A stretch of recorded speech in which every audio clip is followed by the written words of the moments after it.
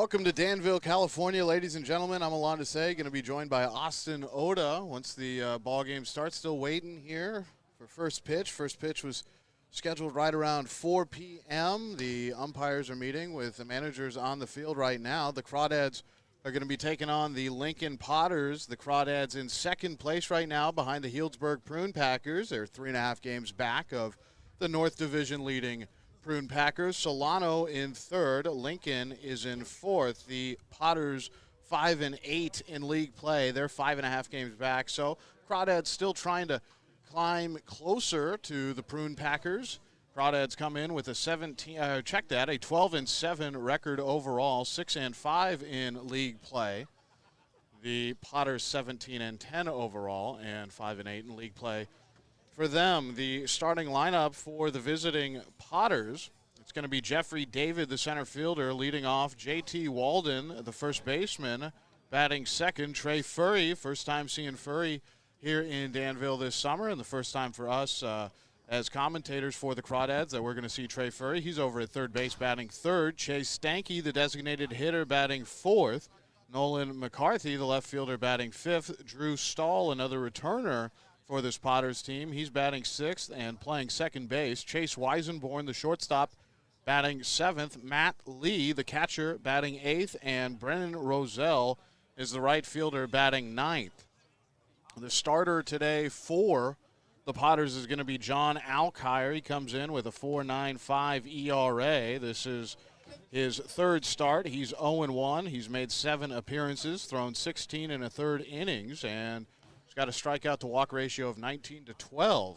For the Crawdads, it's going to be Coleman Schmidt in center field as per usual, leading off. Then Tyson Corio, who's really found a home for himself in that second spot. He's at second base. Ryan Brome in left field today, batting third. Brian Duroff, the first baseman, batting cleanup. Joey Donnelly is going to be the DH this afternoon, batting fifth.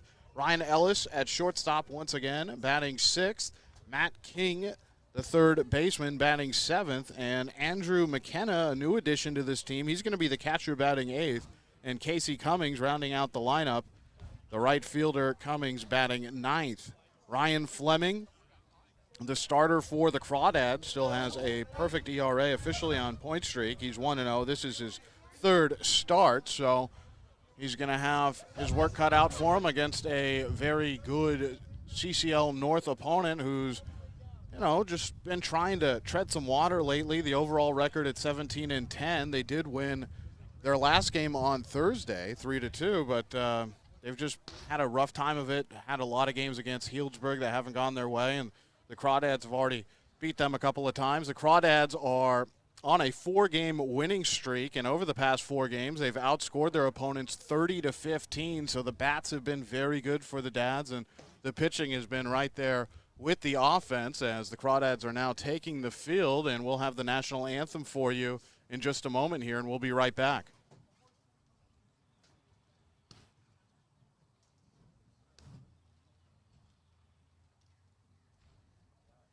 Ladies and gentlemen, our national anthem.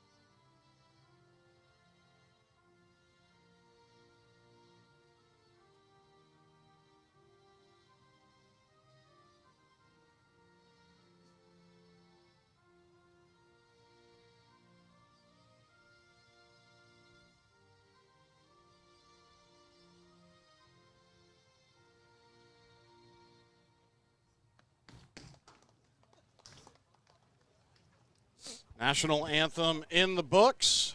getting ready for first pitch. Ryan Fleming out there on the mound today for the Crawdads. Austin, Ryan Fleming's been one of the best pitchers for this Crawdads team. You think he's going to keep it rolling against Lincoln this afternoon? Yeah, I think he loves pitching here at Monte Vista. This is where he pitched at high school, or in high school, which is obviously a good sign for him. He's pitching to a new catcher in Andrew McKenna, who's making his summer debut with the Crawdads. But I think for Fleming, it's continuing that momentum. Even though it was a tough start against the Kings, it was there was a pretty bad divot in the mound for Fleming, and I think that really threw him off. But looking forward to seeing him pitch. I think he's really exciting to watch pitch. So the righty Fleming will be today's starter for the Crawdads. Just finishing up his warm-up pitches here. The first three men that he's going to have to face: Jeffrey David, J.T. Walden, and Trey Furry. Jeffrey David,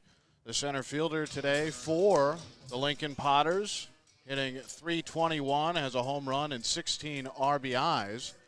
A very dangerous hitter in the leadoff spot. Both these teams really, Austin, have dangerous leadoff hitters. Some of the most effective players in the CCL both batting leadoff today for these respective teams. Coleman Schmidt, the leadoff man for the Crawdads when they get their turn at bat, and both playing center field as well. Well, that leadoff spot is the matchup of the man of two first names in Jeffrey David and the man of two last names in Coleman Schmidt. Coleman Schmidt, so it'll be interesting to see which center fielder has the better game today, although Coleman Schmidt has just been on a tear really all summer, but even over the past 5 games, he's been batting .500, so just it's been easy up there for Coleman Schmidt in the batter's box, and Jeffrey David, the right-handed batsman, is going to step in. First pitch was scheduled for 4:05, or for 4, looks like it'll happen at 4:05. As Fleming has his sign from his new catcher, McKenna. McKenna's first game behind the plate for the Crawdads. And the first pitch of today's ball game is called for a strike on the inner half. The count 0-1. A nice day here in Danville, California. 75 degrees. Not much wind to speak of. This pitch called a strike. The count quickly 0-2 to David, the leadoff hitter. And the 0-2 pitch from Fleming, and this is chopped foul. Count stays 0-2. Nice to see Fleming back working quickly and working a lot more comfortably than he did at Napa Junior College the other day.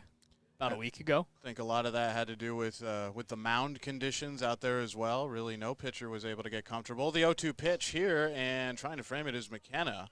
Not able to bring it back in, and the count 1-2. The umpires today, Mike Stankiewicz calling balls and strikes behind home plate. Harvey Maxey over at first, and Constantine Bartlett, the third base umpire. So that's today's officiating crew. The 1-2 pitch from Fleming, and that swung on and missed. A nice slider from Ryan Fleming, and a good way to start the game.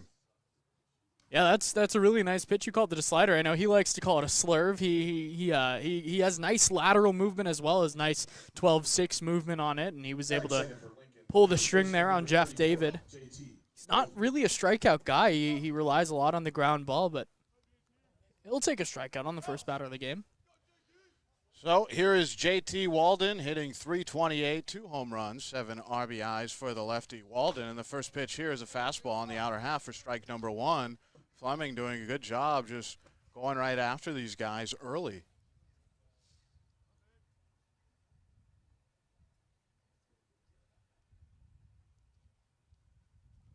This pitch misses high and away, and the count even at a ball and a strike.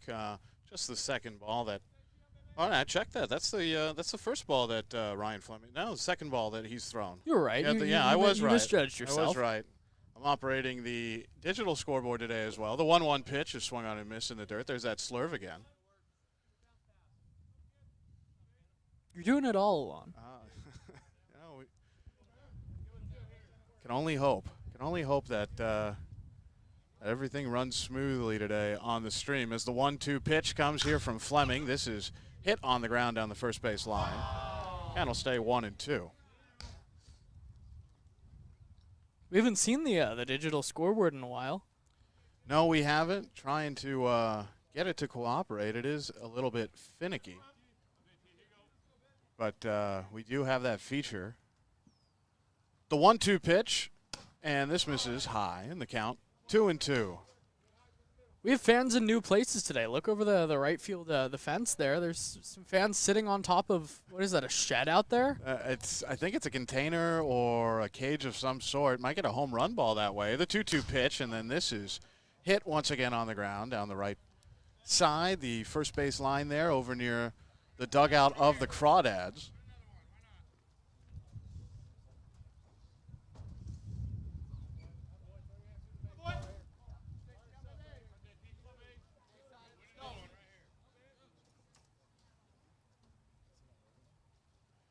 The 2-2, and this runs inside. And the count will run full, 3-2. There was a check swing, but not really much of a swing at all. There was a quick appeal down to third. Constantine Bartlett said no swing. Count is full. I don't think that Walden went. So the right call made there. And it's a full count.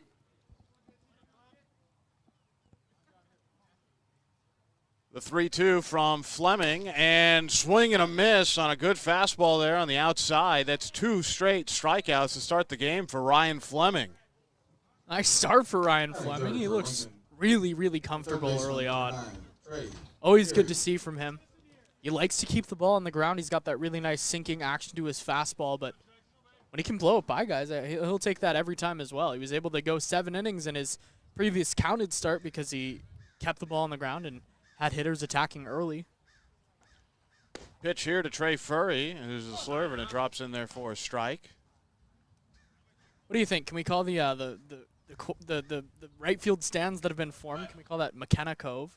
The 0-1 pitch as this is hit to left field. Coming in on it is Brome, and he has the catch for out number 3, McKenna Cove. Well, he's going to have to hit one over there, and then maybe we'll give it that nickname, but Ryan Fleming, a very easy top of the first, able to get 2 strikeouts and then the fly ball of Trey Furry out to left. And the Crawdads will be up to bat when we return here on the Crawdads streaming network.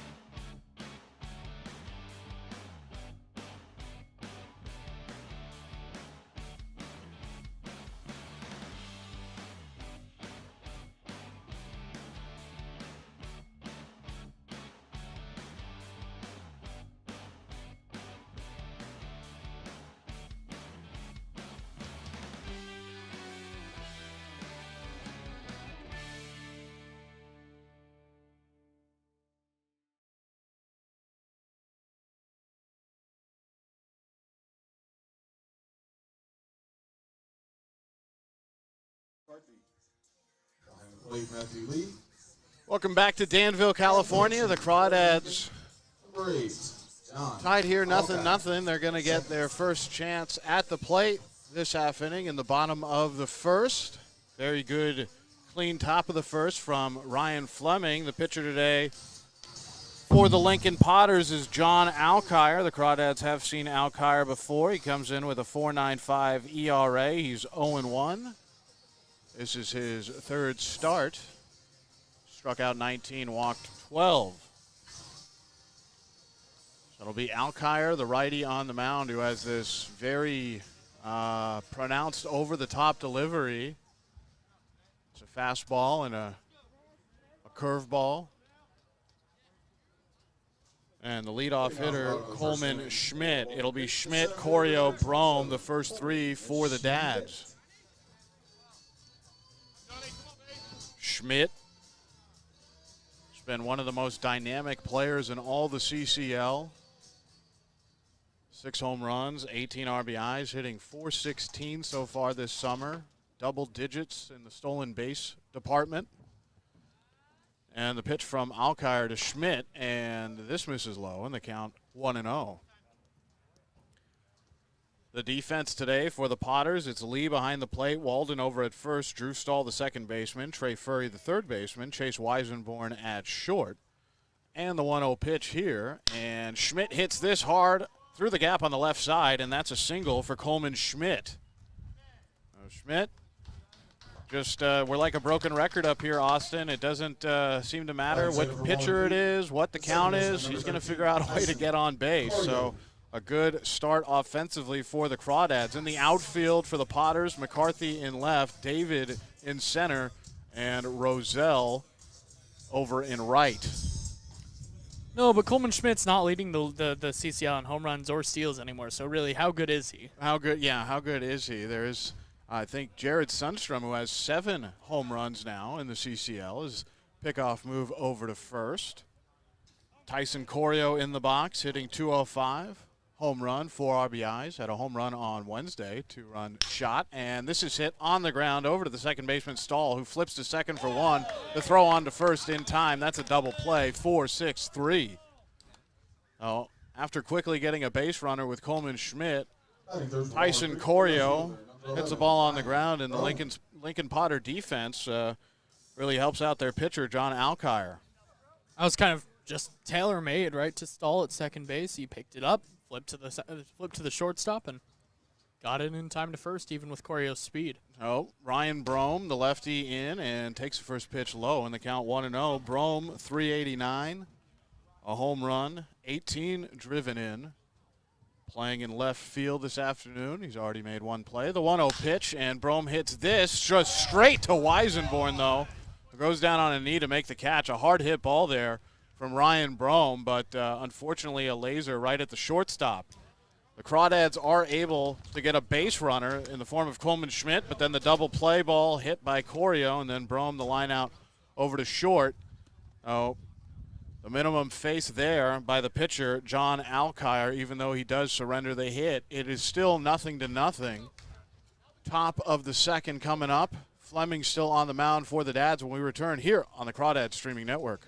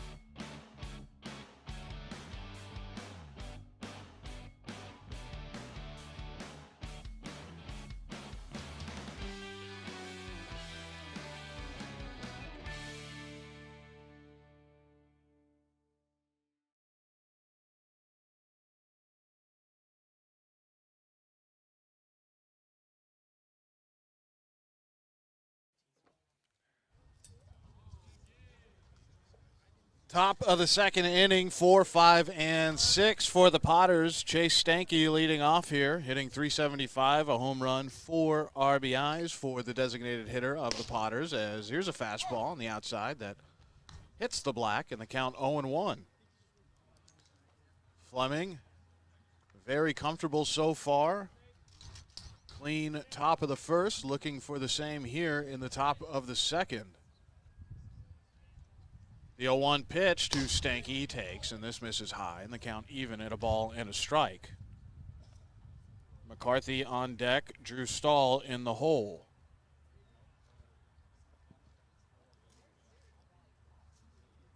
Here's the 1-1 to the lefty Stanky, and he swings through it. pitch in the dirt there. There's that slurve again, and that looked like it was even a few ticks slower than Fleming usually throws it. The count 1-2. Yeah, he took it a step down, but it broke even more than it usually does. That one started over the outside edge and ended up tailing into the back foot of Stanky. He's just comfortable out here. It's a different Ryan Fleming. His home field, the 1-2 pitch, and this is chopped foul down the first base line. The count 1-2. So we've gone to saying death taxes and Ryan Brome taking walks. I think we can say death taxes, Ryan Brome taking walks, and Ryan Fleming throwing first pitch strikes. No, he's been ahead of every hitter so far. As Stanky now back in the box, but no, you are dead on with that, Austin. The 1-2 pitch from Fleming. This is going to be chopped over to Corio off of second base. He has it, throws to first, and there's one away. So that's 4 in a row retired to start today's ball game for Ryan Fleming. Batting fifth for Lincoln, the left fielder, number 19. Nolan. Nice start. The defense for the Dads.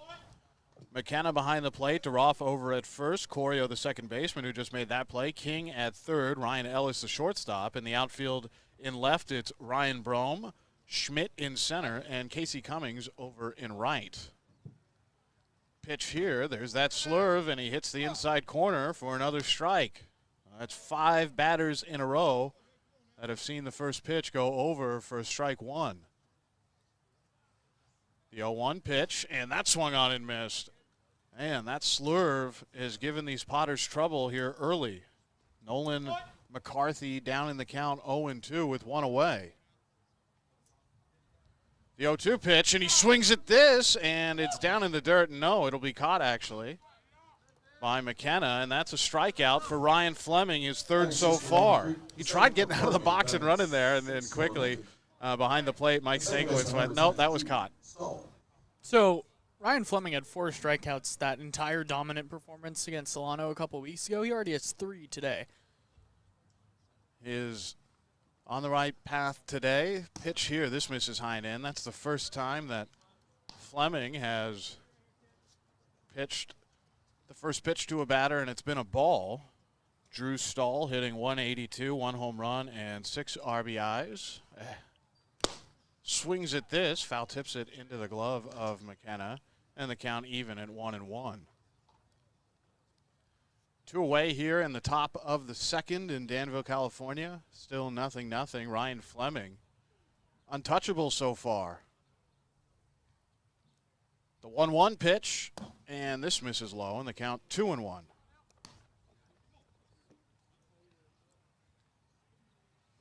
It's just easy to watch him pitch. He keeps the ball down. He works quickly. 2-1 pitch. This is tapped foul behind home plate, and the count even at 2-2. And even there, I mean, he's so comfortable today. He was down in the count, 1-0, then 1-1, 2-1, and it's not changing the approach at all. So very confident on the mound today is Ryan Fleming. The righty delivers, and this misses low and away. Looking for that slurve to either catch that corner on the outside to the righty stall or induce a swing and a miss. I think he just started it a little too far outside. He started it on the outer edge instead of starting it over the middle of the plate and having it dive towards away from the outer half. The count runs full, 3 balls and 2 strikes. The payoff pitch, and this is a fastball hit hard on the ground to King, who makes the pick, spins, throws, in plenty of time for out number 3. Ryan Fleming able to mow down this Potters lineup through the first 2 innings of work for him. And the Crawdads will be back up to bat. It is 0-0, bottom of the second, when we return here on the Crawdads Streaming Network.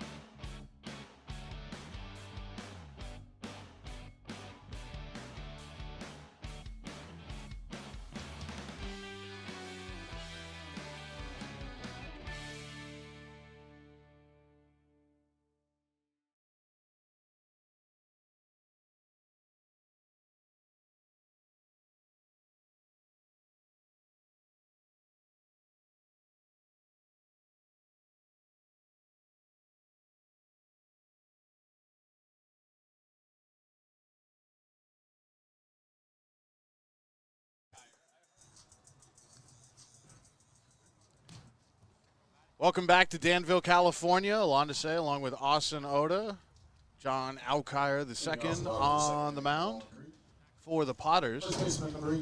Walnut Creek so far with a hit. It's Duroff, Donnelly, and Ellis, 4, 5, 6. Middle of the lineup for the Dads.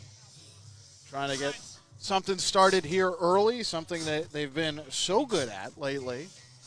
And really just good at driving in runs over this 4-game winning streak, looking to extend it to 5. Righty against righty.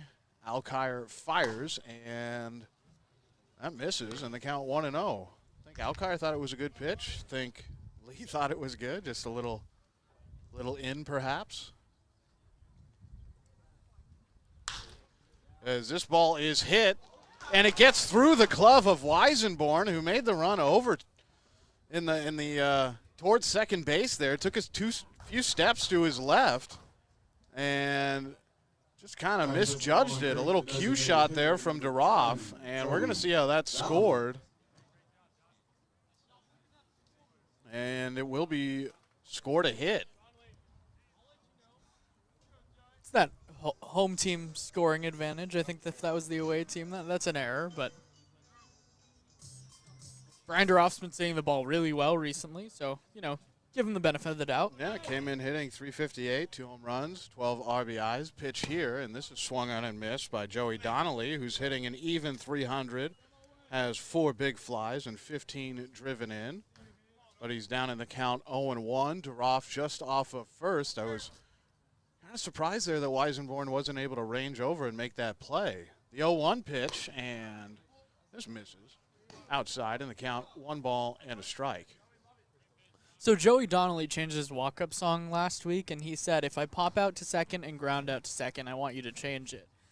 Because he'd been seeing the ball so well. Pickoff move here. Back in safely is Duroff.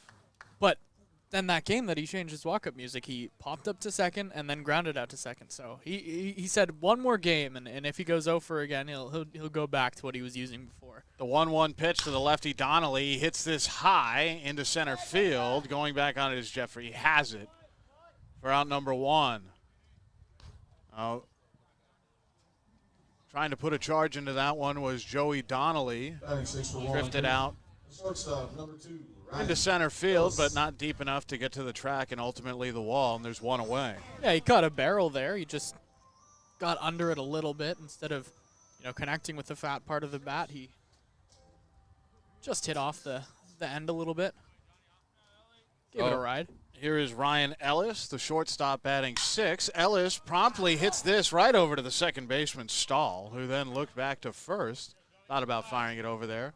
Duroff wisely slid back in safely. So there's 2 away. A ton of hard hit balls for the Dads so far. Just not a lot of luck. Only 2 hits. One of them could have gone either way. They had Schmidt's line drive single, and then Corio's was hit really hard, just right on the carpet, and then Brome hard to short, Duroff hard up the middle, Donnelly hard to center, Ellis hard to second. And they're making these middle infielders, Weisenborn at short and Drew Stahl over at second, work hard. Here is Matt King, who's been seeing the ball better. First pitch to King. This misses low and away, and the count 1-0. Matt King hitting .219, a home run, 4 RBIs. But he's been excellent, and that's an understatement, but he has been excellent over at third. The 1-0 pitch, and King hits this high and deep into left. Running after it is the left fielder McCarthy, who has it right near the foul line for out number 3.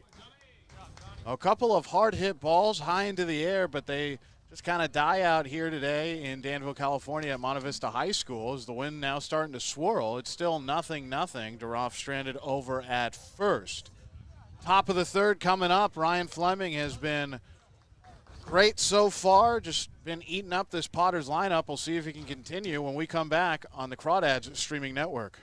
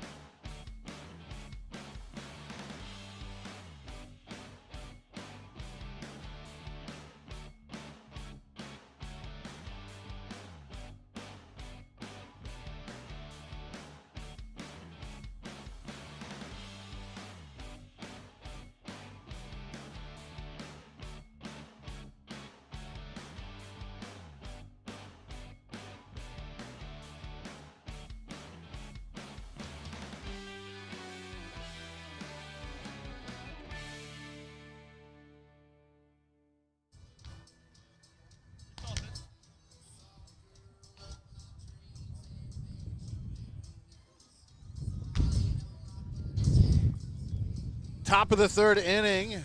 First two innings have passed by with a furious pace here. The game started at 4:05. We're already through two, and it's not even 4:30. Can thank the guys out on the mound for that. Ryan Fleming especially, who's just been throwing strike after strike after strike. And it'll be 7, 8, and 9 for the Potters. Chase Weisenborn leading off here, hitting .259 with 7 RBIs. Then it'll be Matthew Lee. He's on deck now. And Brendan Roselle, the number 9 hitter. Righty against righty, and Fleming fires and hits the zone here with a fastball. There was a check swing there. It's called a strike, regardless, as the pitch was in the zone, and the count 0-1.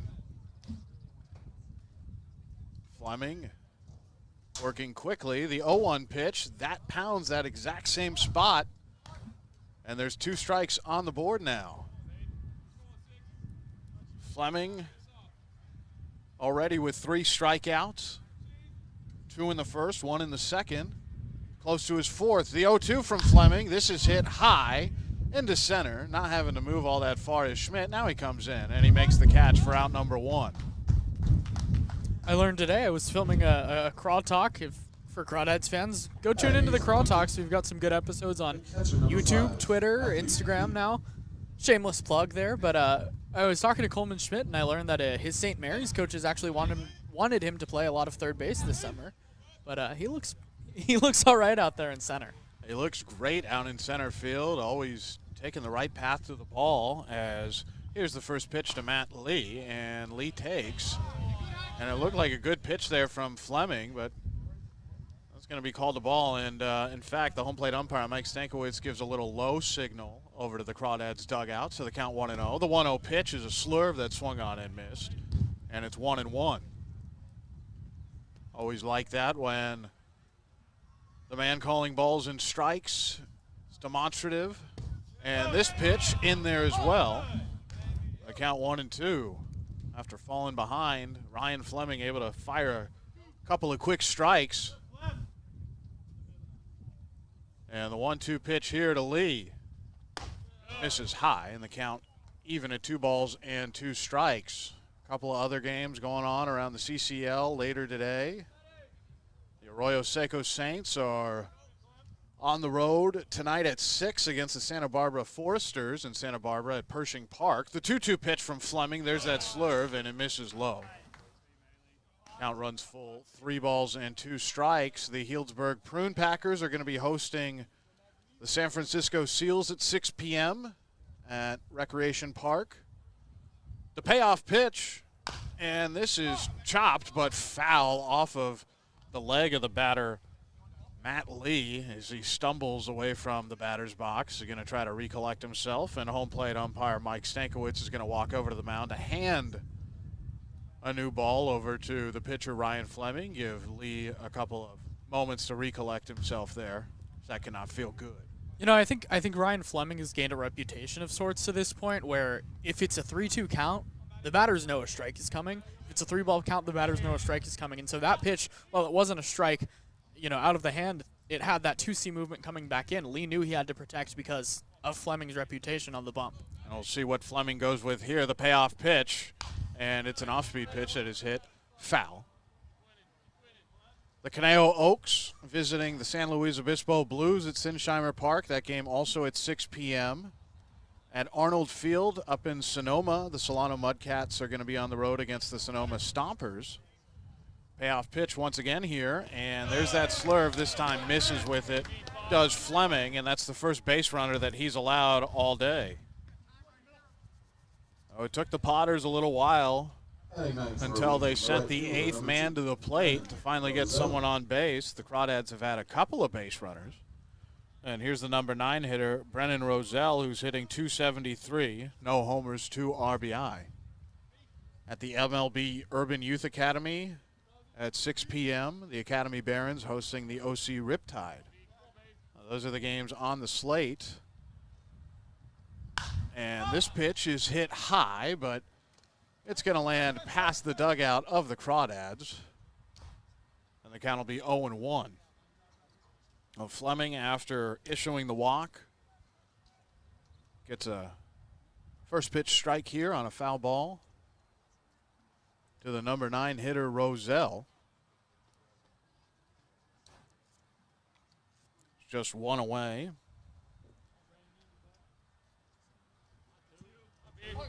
Stepping back in is Roselle. And the righty Fleming delivers. And there's that slurve. That's called for a strike. It's the outside corner to the righty Roselle, and the count 0-2. Remember to like and subscribe on the Crawdads Streaming Network YouTube channel. Click that bell. The 0-2 pitch. This is fouled back over the cage and behind the bleachers.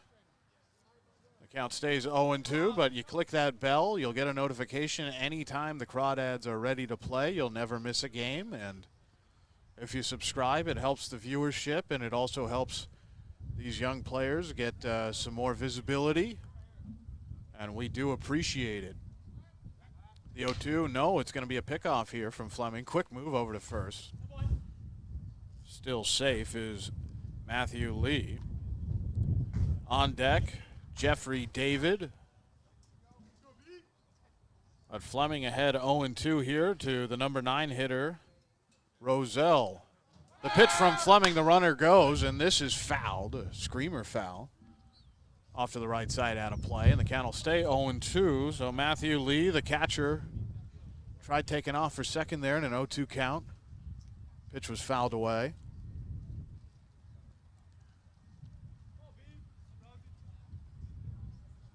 Still no score here, but Fleming has been dealing. And another 0-2 pitch. The runner goes again. This is hit foul off to the right side for the second consecutive time out of play, and the count stays 0-2. So a long at-bat here being put up by Brennan Roselle. He's still down in the count, though. Fleming has been online.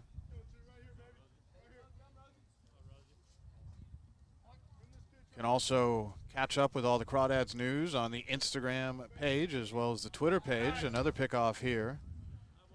Lee has tried to take off a couple of times. Another pickoff move there from Fleming, just keeping tabs on him.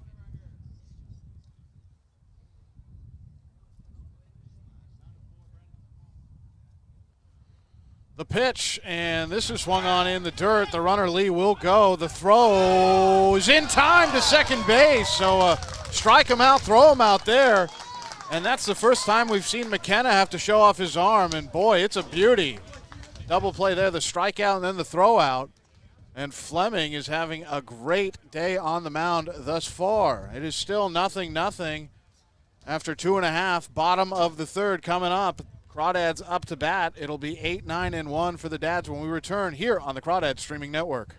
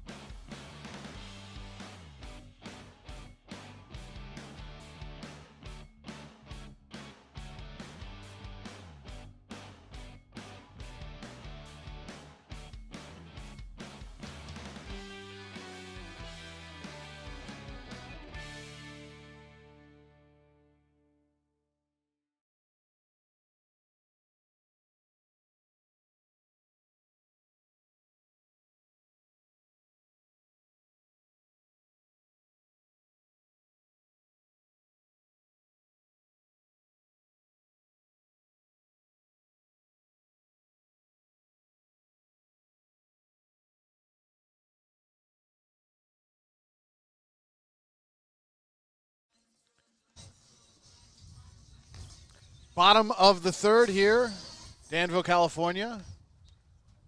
Ryan Fleming has been great, and we just saw McKenna get a really nice Off the bottom of the third inning for Walnut Creek. Catcher number 8. out, throwing the ball over to second, and a good tag applied by Ellis. So McKenna, who will be up at UNR this upcoming season. The Wolfpack, he's in to bat. First pitch to McKenna misses away, and the count 1-0. It's McKenna, Cummings, and Schmidt, 8, 9, and 1. Still John Alkire on the mound for the Potters. The 1-0 pitch to McKenna, and the lefty chops this. Charging on it is Weisenborn, who throws to first off of one leg for the first out. So I was talking to Andrew McKenna before the game today. I introduced myself when I shacked fly balls for about 2 minutes before I gave up, and he made it a very big point to get me to mention how attractive he is on the broadcast. He said, you have to paint me as a really attractive dude. Pitch here to Casey Cummings. This misses low and away. McKenna, yeah, I mean, he's in the batter's box. Very athletic, a good-looking guy, so got that out of the way. There you go, Andrew. I'm just saying what he told me to do. The 1-0 to Casey Cummings. Well, you are so kind there, Austin, as this ball is over the head of Alkire on the return throw from Lee. Fortunately for the battery of Alkire and Lee, no one's on base. Count 2-0 to Casey Cummings, giving Kavares Tears the day off over and right. This pitch misses high and in. And the count 3 balls and no strikes with 1 away. But McKenna, the new addition, probably already making some friends after having a nice throw over to second for an out. The 3-0 pitch, and that's a fastball in there for strike number 1. That's a great way to make a first impression on your new team that you just joined. 3-1 here to KC, and he hits this, but foul over near the dugout of the visiting Potters. I love that that manager Cummings is never complacent. He's always looking to add to his team. He's always looking to get some new players, some new blood, and continue that culture that he's created here. Second summer for the Crawdads. And manager Cummings, as this pitch misses high and in, a little bit of a chin check there for Casey Cummings as he draws the walk. But you're right about that, Austin. The culture that he's really tried to build and instill around this ball club. Last year finished 500 with some really good ball players. This year, another very talented team. And in second place right now in the CCL North, trying to make it to the playoffs. And I think it says something that this year arguably has less names. You can put air quotes around that. Less big name talent, less noticeable D1 guys, but they're playing really well as a team. So here's Coleman Schmidt, who's 1 for 1, takes a first pitch strike there on the outer half, and the count 0-1. Had a hit to lead off in the bottom of the first.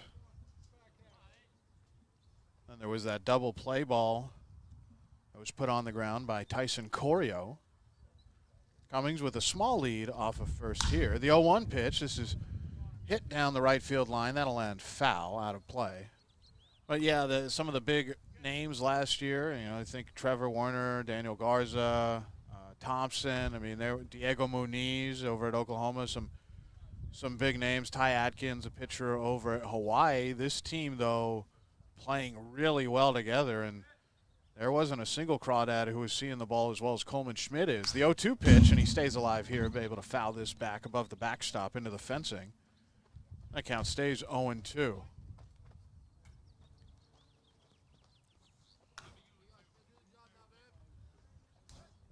Both pitchers still to give up a run. And there's a pickoff move. It's a quick move from Alkire. It almost looks like when he throws to first, it's a little faster than when he throws to home plate. I know sometimes he throws that curveball with that big arching delivery. The 0-2 pitch, and he tries painting the outside corner here, but just misses, and the count 1-2. Good eye there by Coleman Schmidt. We haven't really seen that massive big breaker today. At least not on the level as we did when we were up in Lincoln a couple weeks ago. In Lincoln, it was very noticeable.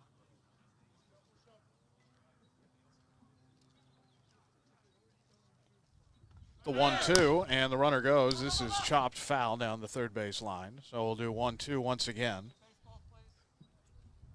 Casey Cummings, good to see him back in the lineup. Hasn't had a whole ton of playing time lately. But Kavares Tears getting the day off. He's usually over and right, and today it's Cummings and Donnelly the DH, so he's not in the outfield, and Brome back in left. The 1-2 pitch, the runner does go, and the ball is dropped by the catcher, Lee. The pitch misses, the count 2-2. Cummings has second base. A mistake there from Matt Lee. I don't know if he was going to get Cummings, but he would have given himself a chance. Yeah, I don't think he was going to get Cummings either way. With his speed and the jump he got, as well as the pitch being down and away in the location it would have been a really tough play. Oh, 2-2. Here it is, and Schmidt hits this to right, into shallow right. Coming in is the right fielder into a dive, and he is not able to make the catch. Roselle not able to catch it. Schmidt ends up at second. Cummings advances to third. That'll be a hit for Coleman Schmidt. Roselle had to go into a dive to try to make that play. It looked like he had it for a second there, Austin, and just I think the impact when he hit the ground and the shock and the ball caromed out of the glove there. Yeah, when's the last time you saw a double with a runner on second and he didn't score? I think it's been a while. It has been a while. I think Cummings saw that, and he did the right thing. Absolutely, he was not absolutely aggressive there because it looked like Roselle took a great path to the ball, and he did from Cummings' perspective as well from up here in the booth. It just Roselle not able to put the squeeze on it. So a couple of runners in scoring position, and here's Tyson Corio who can make up for that double play he batted into his first time around. Pitch here to Corio, misses away, and the count 1-0. Perhaps a little low as well. Corio, switch hitter, brings that versatility into the batter's box against the righty Alkire. He's batting lefty.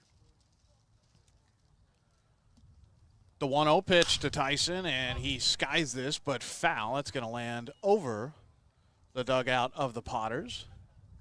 Easy ball to retrieve. You mentioned, though, Manager Cummings is always trying to bring in new players, fresh blood, try to keep this team as competitive and as talented as he can. And he's also had to do that a bit out of necessity with a few guys leaving, and Sammy Diaz and Craig as well. The 1-1 pitch to Corio. This bounces away from Lee. Cummings is going to stay put at third.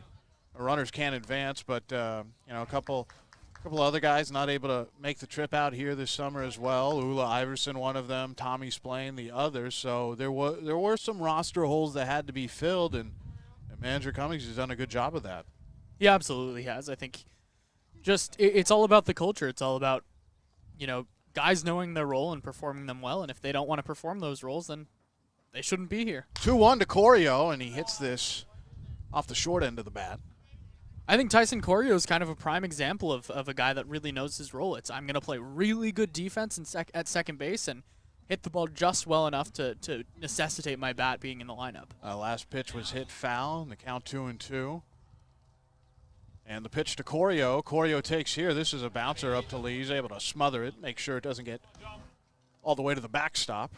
But the count does run full, and Corio, who's just been seeing the ball a lot better lately, had a home run up in Sonoma on Wednesday. He's going to see a pitch here from Alkire, you would think. The payoff pitch to Corio, and Corio swings and misses. Corio comes up empty. He's now 0 for 2. That's a tough way to go down, especially with two runners in scoring position. And that's the second out in the bottom of the third. Really nice pitching from Alkire, though, that he got a couple foul ground balls and then was able to bury that sinker down and in. Oh, the right man at the plate for this scenario, Ryan Brome, and Brome takes a big cut at the first pitch he sees in this at-bat and fouls it away in the count 0-1. Brome has been a very hot hitter lately. One of those three guys who's just been lights out at the plate over the past 7 days. Brome, Schmidt, the 0-1 pitch, and this is hit right up the middle. That's going to score Cummings, and here comes Schmidt rounding third. The throw from David is offline, and the Crawdads have a 2-0 lead here in the bottom of the third. So with 2 away, Ryan Brome comes through with a beautiful hit right into center field. And that's a 2 RBI single. The Dads up by 2. Once again, it is 2-0. Well, that's exactly what he was trying to do his last at bat, just take it right back up the box, and the shortstop Weisenborn made a really good play on the last time. Just hit this ball too hard for Weisenborn to get over, and really just he's seeing the ball so well. That first hit was arguably harder. The first ball that he did put in play was harder than that one, but like you said, right at Weisenborn. And here is Brian Duroff. Duroff goes after a pitch that's high, right around the letters, and misses, and the count 0-1. But Ryan Brome getting his 19th and 20th RBIs of the summer. And he's inching closer towards that 400 batting average as well. Came in hitting 389. This pitch just a little low, and the count 1-1. Duroff 1 for 1. Had a single in the second. The good thing for the Crawdads, they've been able to get a hit in every inning so far. 4 total now.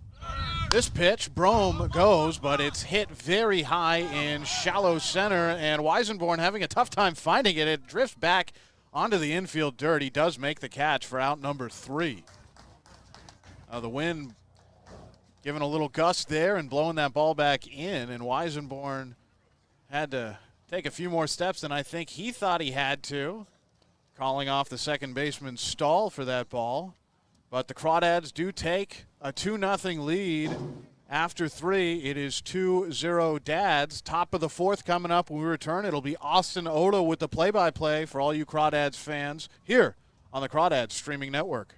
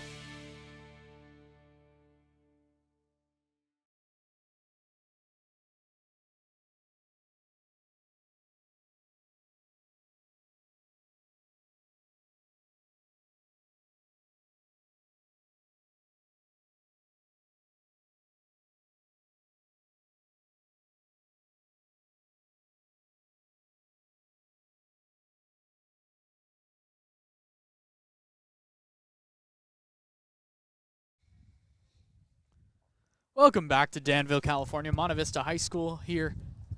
Austin Oda, Alondase on the call. 2-0 the Crawdads lead in the top of the 4th inning. The top of the lineup, Jeffrey David, JT Walden, and Trey Furry to hit for the Potters. Ryan Fleming's first pitch is hit high out to center. Schmidt going back, now circles under the ball, and he'll make the catch for the first out of the inning. 1 pitch, 1 out. First baseman, JT Walden. Fleming is just having a great day so far on the bump for the Dads. It's really impressive to watch. He's throwing first pitch strikes. When the ball is elevated, it's hanging up there for the outfielders. I mean, he's just been so effective so far. 10 batters, 8 of them first pitch strikes. He has been tremendous. Now JT Walden, who struck out in his first at bat. Fleming delivers. Fastball just a bit up, 1-0. And even when he misses, it's not a bad miss. I mean, that's just a little high, but he's not missing over the heart of the plate. He's not hanging anything. The 1-0. Fastball, tight, 2-0. and he's fallen behind a couple of guys a couple of times, but he's just been so resilient, and it hasn't rattled him at all. Defense playing straight up. Schmidt, the center fielder, shaded a little bit to the left. The 2-0. Fastball up the middle. Gets off of the heel of Fleming, and that's going to be the first hit for the Potters as it caromed over to Corio. That's why you just put the ball in play sometimes. It hits off the pitcher Fleming's left leg, I believe, and I think it was it the left leg? Yeah, it was the front leg there, and Corio was going one way to go cover and couldn't pivot on that that really dry dirt out there. But you know what? Not a bad hit to give up for your first hit of the ball game. So now Trey Furry will see Fleming work from the stretch for the first time. First pitch, slurve over the inside edge, 0-1. So even when he's out of the stretch, he's still pumping in those first pitch strikes. Ahead in the count, 0-1 to Furry, who flew out to Broman, left in his first at-bat.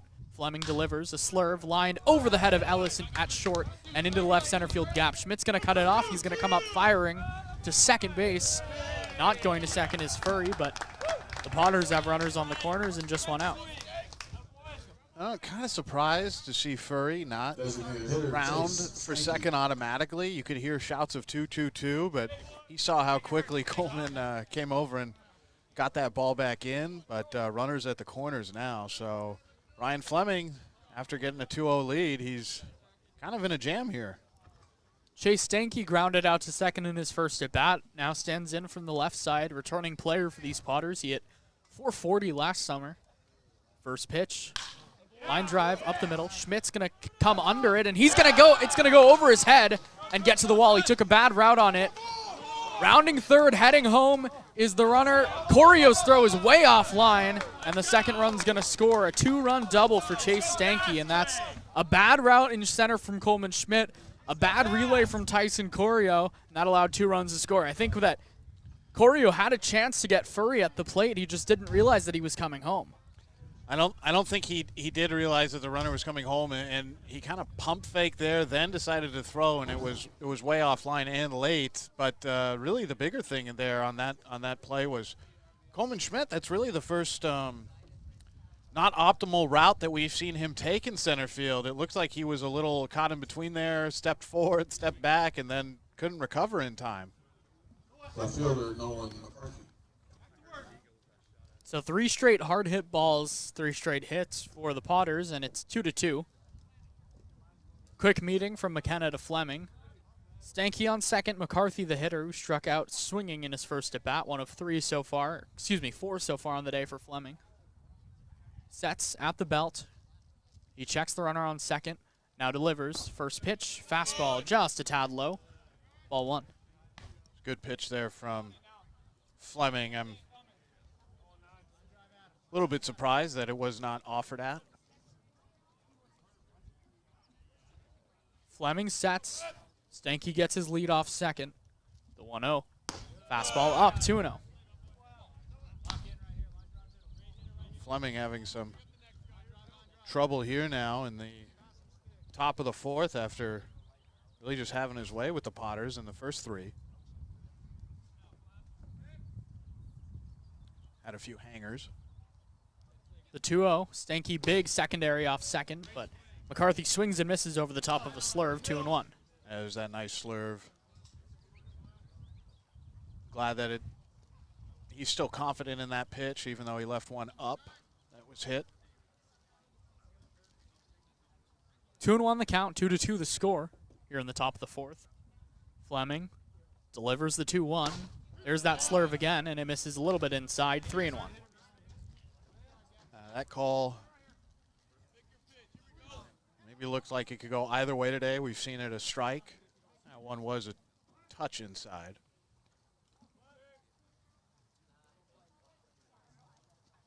The 3-1. Slurve, swing and a miss. McKenna traps it under his glove, 3-2. And that's the only risk there with that pitch, is if it ends up low, there is a chance that it can get by McKenna, but he's looked great so far behind the plate, and I think that's given some extra confidence to a guy who really doesn't need a whole lot to throw that slurve. He'll throw it in any count. Payoff pitch, 3-2 count. Fleming takes a deep breath, now sets. Looks Stanky back to second. The 3-2. Slurve popped up, right side, foul. Droff ranging over. He's got room, and it just goes over his head. He went into that little pocket of space that's just on the other side there of the Crawdads dugout, and it almost looks like you're watching him run from our angle here, and you're thinking, is he going to end up in the parking lot somewhere? But it did stay just in the field of play. Tough play there for Droff to make. So 3-2 one more time. Fleming could have had a second out there, but does not. Sets, delivers, fastball right down the middle, strike 3 called. 5 strikeouts today for Fleming, and that's the second out of the inning. How do you get fooled on that? That was a fastball down Broadway, and just a tough way to go down there, strikeout looking, and really a count that you're going to have to swing the bat. I think he might have just seen too many slurves consecutively that he thought the pitch was going that same way.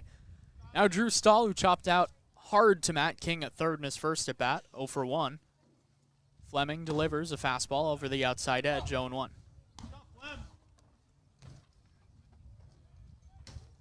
Just pounding the zone again there with another fastball. 0-1.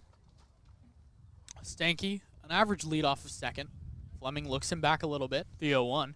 Slurve off the outside and low, 1-1. Not sure how much of a lead Chase Stanky is going to take off of second, just because he usually is a catcher. He's DHing today. Fleming delivers the 1-1, a fastball down low, blocked by McKenna. It's at his feet, but he can't find it, and he picks it up and doesn't allow Stanky to move up. Even on that one where McKenna lost track of the ball there, he's moving with such agility behind the plate that Stanky didn't want to take off. Looks very comfortable back there. So 2-1 the count to Weisenborn. To Stahl. The right-handed hitter facing the righty Fleming. Fleming sets, checks the runner, looks back to the plate and fires. Fastball off the outside and high, 3-1. So a little bit more uncomfortable out of the stretch is Fleming. He's just got to try to get out of this here, make sure it's just 2 runs, giving up. Stanky's 2-run double tied the game up earlier this inning. The 3-1 off the outside and low, ball 4. So far in this inning, it started with a fly out and then an unlucky base hit by J.T. Walden off the heel of Ryan Fleming. And then a single by Trey Furry and Chase Stanky's 2-run double. Drew Stahl then walked, and here we are with Chase Weisenborn. Flew out to center field his first at bat. That was to Coleman Schmidt. 2 outs, 2-2 the score here in the top of the 4th. Stanky on second, Stahl on first.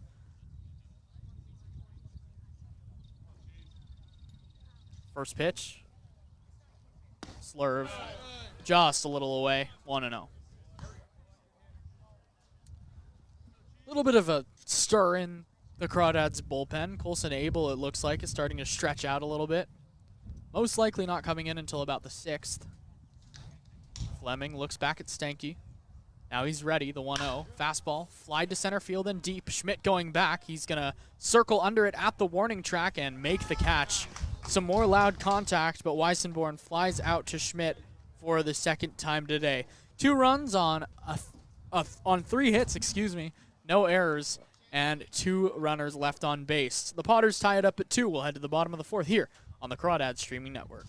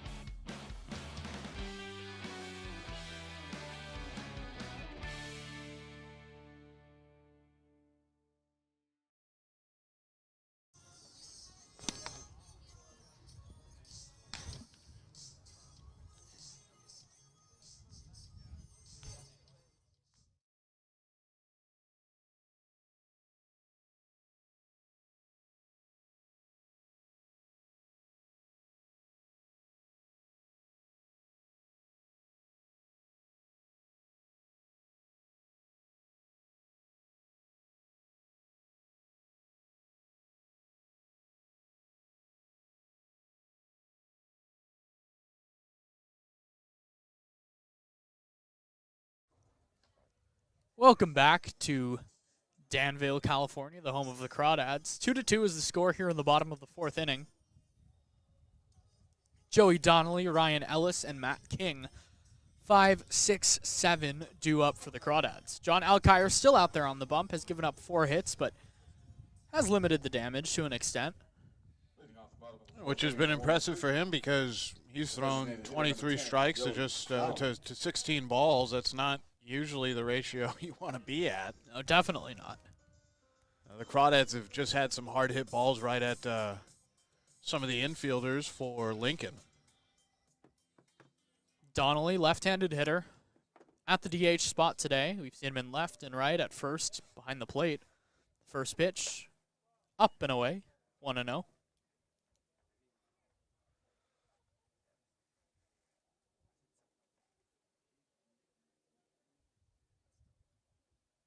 A high set from Alkire. He delivers. Donnelly hits it up the first baseline. Walden's over, and he's going to take it to the bag for the first out of the inning.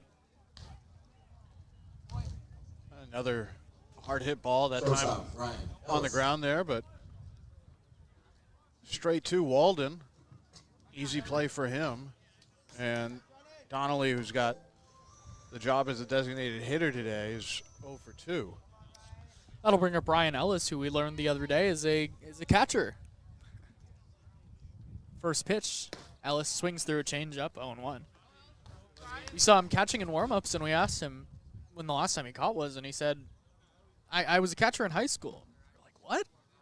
But apparently his coaches want him to catch next year at St. Mary's as he takes a little low with an off-speed pitch, 1-1. He's got that arm. He's got a great arm. He's got a great arm, and that's what I'm thinking about. If he ever gets the chance to throw runners out. The 1-1. High chopper up the middle to second. Stahl is over. He'll off-balance throw to first just in time to get the speedy Ellis for the second out of the inning. A nice play there by Drew Stahl. Saw a lot of that last summer out of him for the Lincoln Potters. I mean, so competent and so confident over at second. That was just a play that he made look easy. Now Matt King, who had a towering fly ball to the left fielder McCarthy in his first at-bat, 0 for 1. But he's seeing the ball much better of late.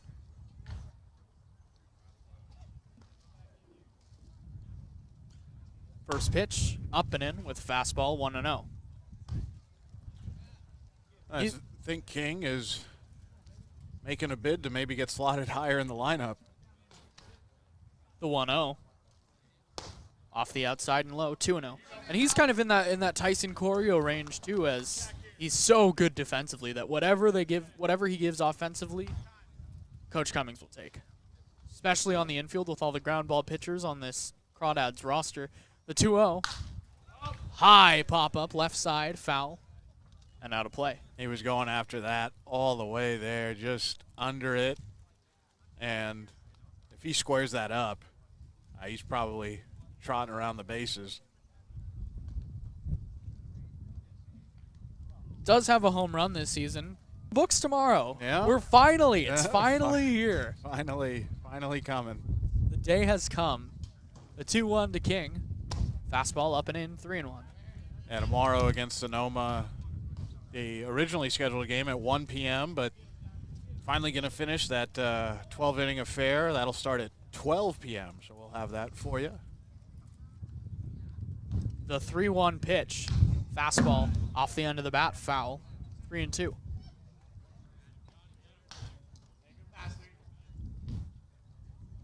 So it'll be a weird game tomorrow.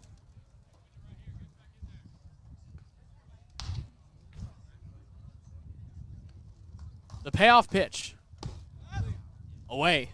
Ball 4, Matt King takes a walk. So, about that weird game tomorrow, we'll start at noon from a 13-inning contest that is going to be resumed from Sonoma. So be sure to tune in for that one. Runner will start on second. We're here in Danville, but the Crawdads are going to be the away team to start. Yeah, because that game did happen in Sonoma, and really the most surprising thing is that it's taken – they decided to schedule it for this Saturday. Right, it's been almost a month. Been almost a month, yeah, and that's what's so surprising. McKenna, the left-handed batter looking for his first hit of the summer, takes on the outside, 0-1. going to be a long day in Danville. A lot of baseball, and What more could you ask for? yeah. 0-1 to McKenna, the left-handed batter. Down low. Scooped up behind the plate by Lee. 1-1. Crawdads will probably have another, well, it's not a doubleheader tomorrow, but another 2-game slate later in July against Healdsburg. There were some scheduling conflicts for the contest that was supposed to take place yesterday. Pickoff move, but back in is king. You know, I think with the horrendous runner on second rule that happens in extra innings, I think the Dads actually have the advantage as the away team. The 1-1.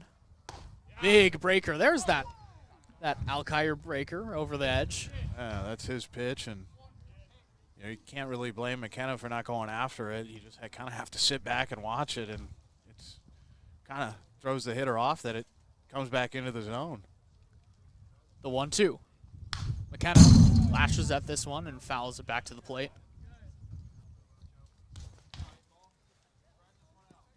Hoping for a quick first half to tomorrow's game. A quick game one, I could say. I think both teams are for sure. The 1-2. McKenna checks his swing. Did he go? He did not. No appeal from the home plate umpire. 2-2. I'm assuming that game 2 is going to start approximately 30 minutes after game 1. I do think that's what's going to happen. Deuce is wild. 2-2 here the score in the bottom of the 4th. Alkire sets. Curveball chopped first base side. On a hop, Walden picks it and runs it to the bag for the 3rd out of the inning. The Dads get a runner on with 2 outs, but strand him there. We'll head to the top of the 5th. 2-2 the score here on the Crawdads Streaming Network.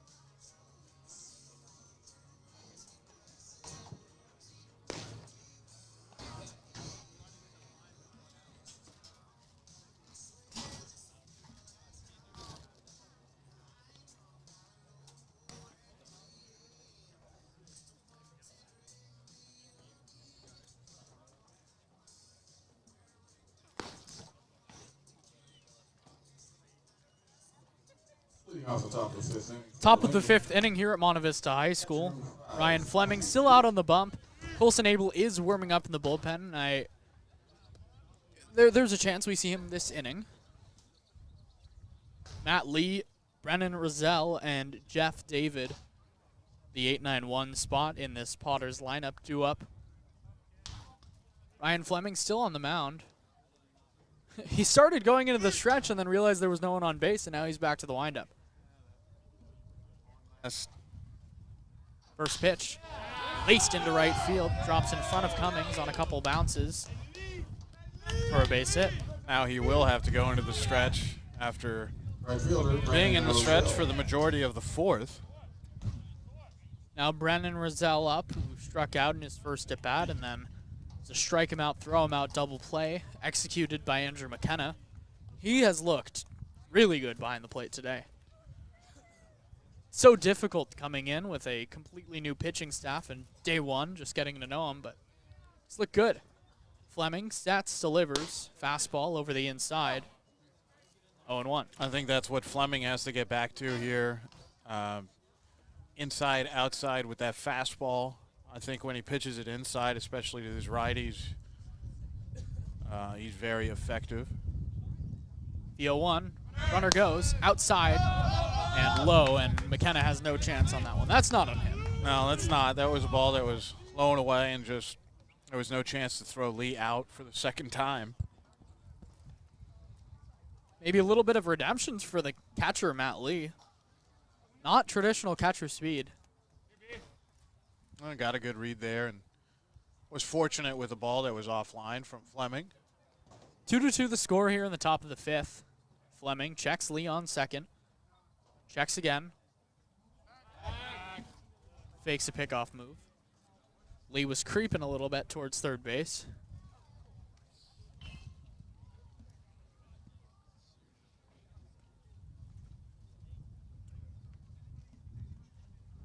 Fleming delivers. Slurve swung through.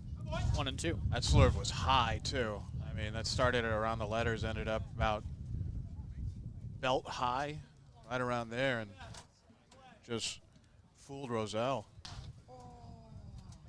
Colson Abel is warming up in the bullpen for the Crawdads. Lee gets his lead off second. Fleming pays him no attention, now looks at him. Ellis faking a coverage. The 1-2. Slurve gets the back of Roselle.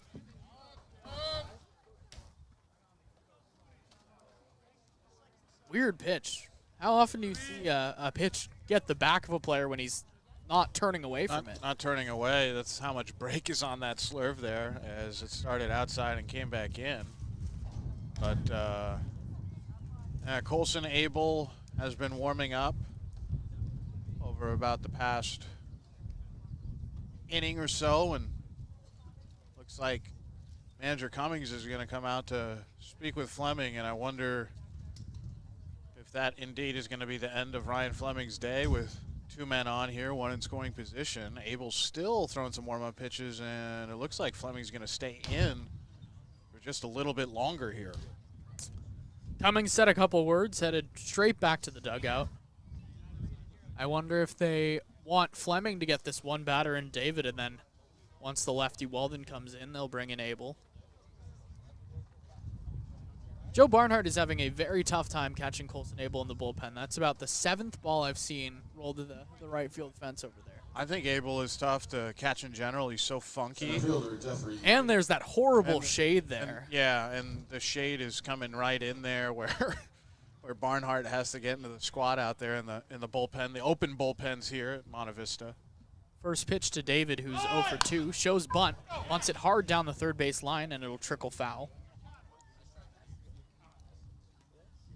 Good idea from David. I think definitely caught them off guard. I think so too, and what that also might do here is it might change the way that Matt King plays. Let's see how close he stays in now. Wasn't that far off on the first pitch, but now he's right there at the lip of the grass in the infield dirt over near third base. 0-1 the count to the center fielder, David. Fleming sets pickoff move back to second, and a nice diving catch by Ellis to save the ball from getting into the outfield. Tried to apply a tag there, too. Tried the hidden ball trick a little bit. Fake to throw back to Fleming. See if he could get Lee sleeping. Head in the count 0-1 is Fleming to Jeffrey David, with Lee off of second and Roselle off of first. Giroff, the first baseman, playing in on the cut of the grass. The 0-1, big slurve, and he leaves it high, 1-1. Both the corners in here. Outfield pretty much straight up. 2-2 the score here in the top of the fifth inning. Fleming in another jam. Abel's warm-ups are done. He's ready. The 1-1. Fastball. Foul tipped back into McKenna's glove. 1-2. Country hardball from Ryan Fleming. And Now he can go wherever he wants, and with how good McKenna's been behind the plate, you can risk throwing that slurve and starting it a little lower than usual.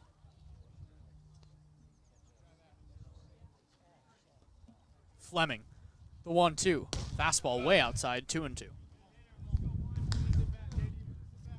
Just tried to pinpoint it towards that outer edge and couldn't find anything. And I still don't think that this changes anything for Fleming on the mound. It's 2-2. He can still throw whichever pitch he feels most comfortable with. The 2-2, here it comes. Slurve, grounded to the first base side. Duroff is up with it, and he's just going to take it to the bag. So it acts as a sacrifice for the first out of the inning.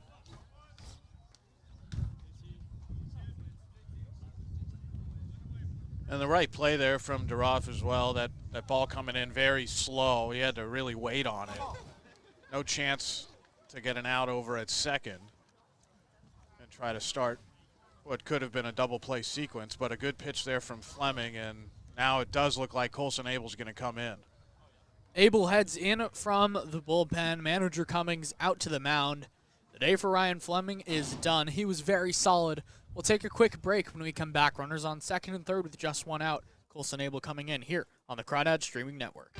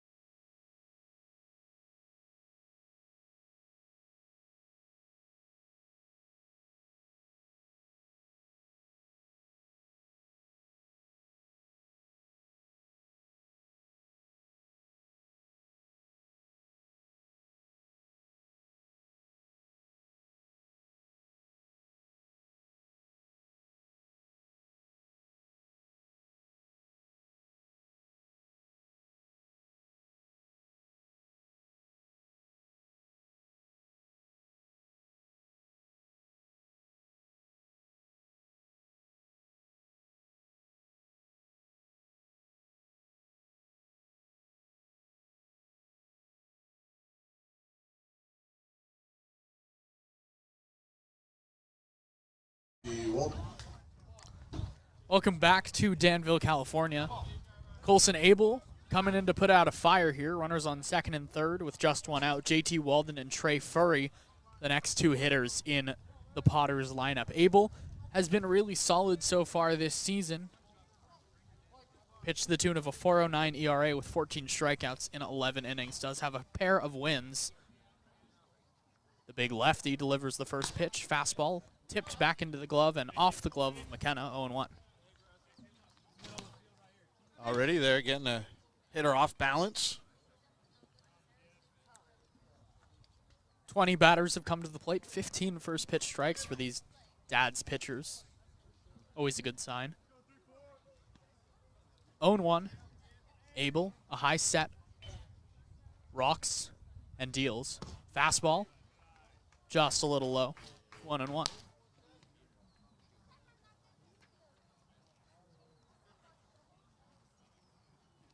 2-2 the score here in the top of the fifth inning. Roselle on second and Lee on third with Colson Abel on the mound, JT Walden at the plate. Abel delivers. Slider, swung on and missed, 1-2. Actually foul tipped that time. I love when he busts that pitch out. It's so good, and it's so deceptive coming out of his hand because he makes everything look pretty similar out there. Great strikeout stuff from Abel. 14 Ks to just 6 walks in 11 innings. In prime position for it here. The 1-2. Slider, lashed at and hit foul off to the left. Big strikeout situation for Colson Abel. He might climb the ladder here with just a good hard fastball and try to blow it by Walden. I wouldn't be surprised if he tried to come up and in with a fastball. Setting on that inner half is McKenna. Abel sets and delivers. Slurve, fouled off back to the left. And I said it was a slurve. That's the curve from Abel. I'm just, after Ryan Fleming pitches, everything seems like a slurve. You got a lot of guys who have sliders they like to call curveballs. You have a lot of guys who throw curveballs they like to call sliders on this Crawdads team. But Hollis Fanning, our good friend Hollis Fanning, informing us whatever the pitcher calls it, that's what it is. That's what I've always been under the belief of.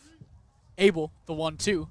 Fastball lined into center field. Schmidt's going to come in hard. He's going to make the catch. The runner from third tags, and no throw to the plate. It's cut off by Duroff. And a sac fly for JT Weldon. He does his job.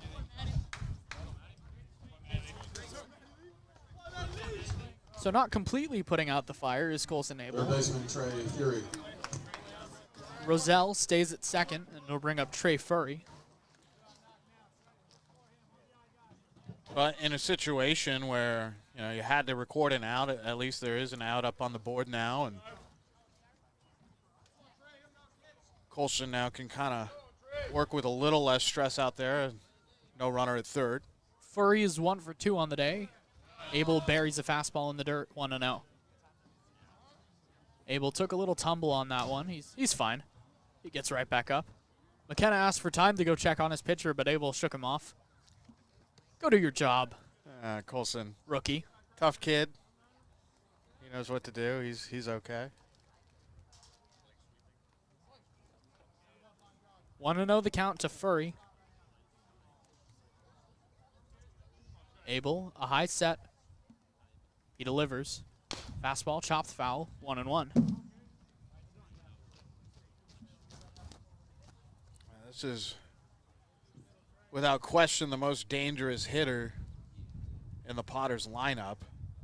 I think Chase Stanky has something to say about that one. Chase Stanky is very good as well, but Trey Furry, he's hitting the ball well. He's driving it out of the ballpark and got a boatload of RBIs.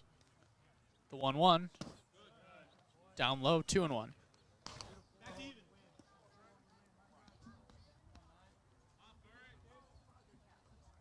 Three to 2, the Dads trail here in the top of the 5th inning. Ryan Fleming still the man responsible for the runner on second. The 2-1 over the outside with the fastball, 2-2. It's difficult to when there's so many different pitch names in baseball, but I have to say it's much easier to call than softball. that extra 15 feet, it really does magic for broadcasters. And they whip it so fast, those women do in softball. The 2-2, inside and low. Yeah, when you throw your fastball, your curveball, your riser, all at the same speed, and it's all at 70 miles an hour, it's impossible to call. It got to the point where Ryan Milano, my broadcast partner, and I just said, we're not going to call pitch names. Hard stuff and soft stuff. The 3-2, the runner goes. Curveball, swing and a miss. Strike 3 swinging. Furry goes down. The Potters put a run on the board on a hit by pitch, and a sac fly, and they now lead at 3-2. Led to the bottom of the 5th. Here on the Crawdads Streaming Network.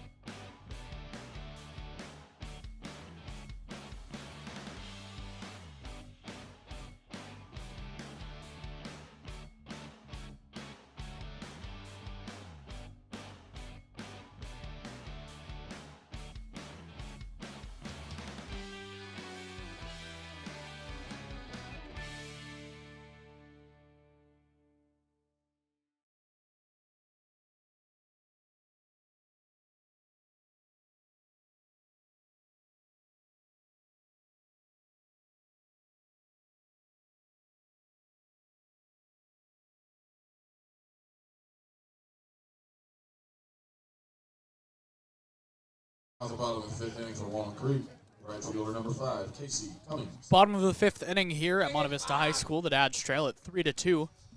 Austin Oda, Alon Desai on the call. Casey Cummings, Coleman Schmidt, Tyson Corio, the 9 spot, and then the lineup card will flip to Coleman Schmidt and Corio, who are in the 1-2 spot. Cummings took a walk and scored in his first at-bat. First pitch, there's that big curveball off the outside, 1-0.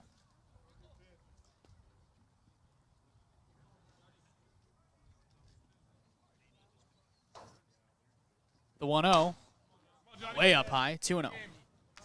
Oh, good job so far from Casey Cummings in the 9 spot. Walked in the 3rd. Also came around to score. The 2-0, chopped third base side. Having trouble with it is Furry. He's going to fire low to first, and it gets past Walden. An error for Trey Furry, and Casey Cummings on base for the 2nd time today. Even though that was an error, I mean, he hit it hard. He was able to bust it out of the box and, put the ball in play, and things will happen. Similar in some ways to that pitch that was hit off the leg of Fleming when he was out there. Just put the ball in play, see if you can beat something out, force an infielder to make a tough play, and Furry had a little bit of trouble with that. Kind of an uncharacteristic low throw from him. Got a whole lot of CCL experience, does Furry. The Crawdads will take it. Now Coleman Schmidt, who's 2 for 2, takes a fastball off the outside, 1-0. Schmidt hit a very hard single through the left side in his first at bat, and then blooped one into right that fell for a double.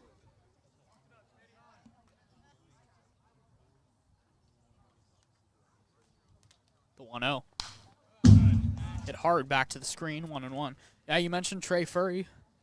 First year in the CCL, but 3 seasons at community colleges and then moved to Division II. Oklahoma Baptist last year had a really good season, but he's a good player. He can really play. Pickoff move, back in safely is Cummings. I think the Crawdads need to look at this half inning as an opportunity to not just tie it up, but try to add on with the top of the lineup here. Schmidt fouls this one back to the screen. It all starts with Coleman Schmidt. And it's not like he's uncomfortable in a 1-2 count. We've seen him hit home runs in 1-2 counts. We've seen him get extra base hits in 1-2 counts. Does strike out a lot, does Coleman Schmidt, but also puts the ball in play a lot. The 1-2, up and away, 2-2. We mentioned John Alkire is John Alkire II. His dad, another local kid out of Archbishop Mitty in San Jose. Also pitched a couple years at Tennessee and then Cal State Fullerton. Made it to low A ball with the Tigers. Some good pitching genes. The 2-2 to Schmidt. Fastball, popped foul, back behind the plate. Good baseball genes, that is. But, yeah, Schmidt is trying to stay alive here. And I think the thing Alkire is kind of realizing is he's going to have to make a competitive pitch. I don't think he's going to be able to get Schmidt on something way outside of the zone. It's going to have to be close. 2-2 to the leadoff hitter. Runner goes. Schmidt lines this right back up the box. Alkire picks it cleanly in the air and doubles off Cummings at first. Tough luck for the Dads. What a play by Alkire, especially with how tall he is, to then bend down and reach out with that glove hand to make that play. I mean, we've seen a couple of those comebackers that have been caught by some of the pitchers in the CCL, and that may have been the best one so far this summer. Tough luck for the Dads who continue to hit the ball hard, but can't really bear any fruit out of it, as the first pitch is an off-speed pitch that misses away to Tyson Corio, who's 0 for 2 today. Grounded into a double play and struck out swinging in his last at-bat.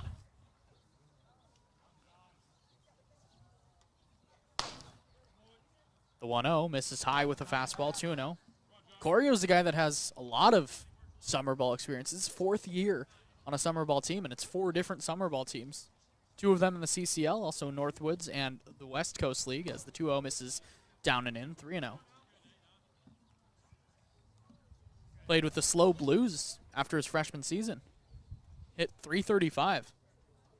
It's a great place to play every day at Sinsheimer Park, where the CCL playoffs will be in the first week of August. And I'm really excited for the CCL playoffs. I think that Slow's kind of the perfect place to play. It's right there in between the north and the south, as the 3-0 to Corio misses up high, ball 4. So Corio takes a 4-pitch walk with 2 outs. oh, it's that equidistant area for all of the CCL South teams as well as the North teams. Last year, the playoffs were up in Lincoln, which was a great venue, but a long way to travel for a lot of those Southern Division teams. This will be a little easier. A mound visit to talk to John Alkire II.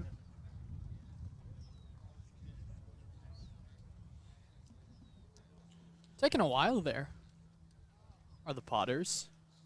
They do have someone starting to stretch in the bullpen, but it looks like it's all Alkire. Maybe for even another inning after this. His pitch count is still relatively low. He's sitting at just 69 pitches so far. He does have to deal with Ryan Brome here, who has hit the ball very hard today. Brome 1 for 2. Has crushed the ball in his 2 at-bats. Both times straight back up the box. One time Weissenborn was right there behind the second base bag to snag it.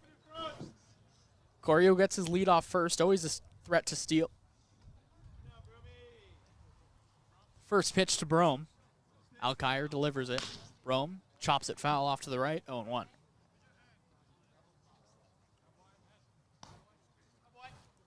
Ryan Brome just continues to impress, continues to do good things. Only a home run this season, or a singular home run, but just hitting the ball hard. Corio goes, the 0-1, misses down and in, gets to the backstop. Corio's going to take a big turn, but stop at second. I think a clean stolen base there for Tyson Corio. Maybe the easiest he'll have all summer. Brome did not go on the appeal. Looked like he went, but sure he'll take it. Much rather hit 1-1 than 0-2. And Brome, good thing for him is he's got such great pitch selection up there that makes it even that much harder for Alkire. He's going to have to throw strikes. Corio now on second. The 1-1 to Brome. Fly ball left field. It'll drift foul. 1-2. With how well Brome is seeing the ball today, Corio getting to second is huge. Puts a runner in scoring position, though there are 2 outs. And just a single here will probably drive in Corio. Brome only 8 strikeouts this summer. Alkire trying to get him for the 9th time. He sets and delivers. Fastball away, 2-2. Ryan Brome is really talented. He is, and the fact that he can play first, any of the outfield positions, I mean, he's usually on the corners, but in the outfield, but yeah, extremely versatile. 2-2 stays alive on that big breaker, tapping it foul. That's a tough pitch to fight off right there, because you're gonna have in this count you're gonna have to go after it, and Alkire's been pretty good so far today, but Brome, this is what Ryan Brome does. He stays alive. He forces you to make good pitches to him and tries to put the ball in play. And I think that last at bat was quintessential Ryan Brome as the 2-2. Fly ball left field and shallow. Ranging back on it is Furry. Weisenborn's going to go into a slide, but it's going to drop foul. And Brome stays alive.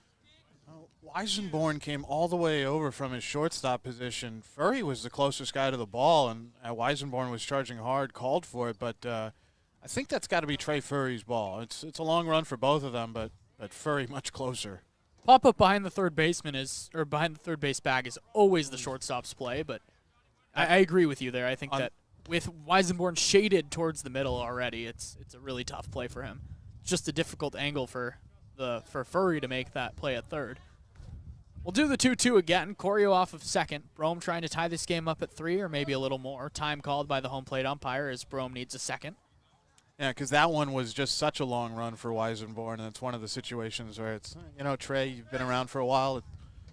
you have the authority to call for that for yourself.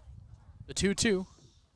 Brome mashes this one into right field. That's going to drop, and it's going to get almost to the wall. Cut off by the right fielder, Rizal, but Brome's going to stand up and slide into second with a 2-out RBI double to tie this game up at 3 runs apiece. Well, Ryan Brome having a heck of a day for the Crawdads today. Another RBI.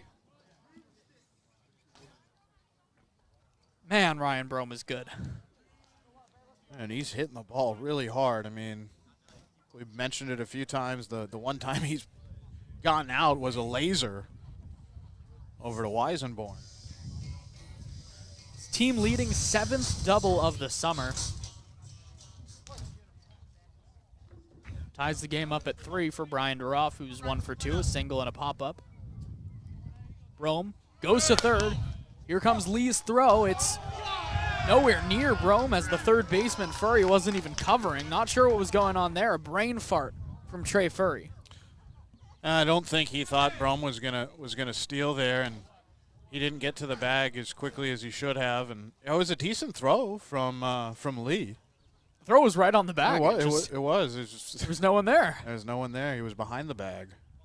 Always looking to go is Ryan Brome as Duroff flips this one foul off to the right. 8 steals this summer for Ryan Brome. When did that happen? Well, he walks so much and gets on base so often that Schmidt has done it in a very flashy way when he's stolen bags, and I think Brome has just been very, very opportune. He's been an opportunist out there on the base pads.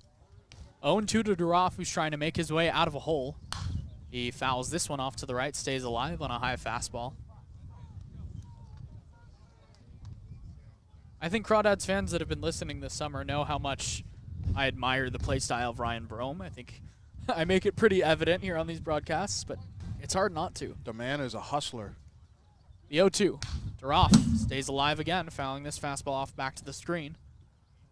Count stays at 0-2. I really like what Brian Duroff's been able to do as well over the past couple of weeks. He's been a tough out. He's had some days where he's had multiple hits. Couple 4-hit contests for him. Yep. Alkire from the windup delivers the 0-2, and it's a fastball up and away. 1-2. Now the Crawdads have, I think, 4 hitters that are just really standing out right now, and Schmidt, Brome, Duroff, and Donnelly. And we've said this a couple times, if they can get 1 to 2 other guys in this lineup to start hitting, that would be huge. The 1-2 off the outside and low, nicely blocked by Lee. 2-2. And for me, I think there's 2 of them who have a real chance to break out. It's Tyson Corio as well as Matt King. I think those are the guys who are really starting to see it better up there, and the rest of these hitters can get there as well. I haven't seen much of McKenna yet. Hopefully Ryan Ellis as well. The 2-2 to Duroff. Fastball fouled off again. And Ryan Ellis is a proven Division I level player. He had a really nice year at St. Mary's 2 years ago, but just struggling to get that fat part of the bat on the ball. Another guy who played in the Northwoods League last season. Deuces wild to Duroff. Alkire delivers. Fastball crushed to left field. Going back is the left fielder, McCarthy, and he's going to settle under it for the 3rd out of the inning. Duroff gave it a ride, but to no avail. Crawdads score a run on a hit and an error. They leave a runner on 3rd. That's Ryan Brome, whose 2-run double ties this game up at 3. We'll head to the top of the 6th inning here on the Crawdads Streaming Network.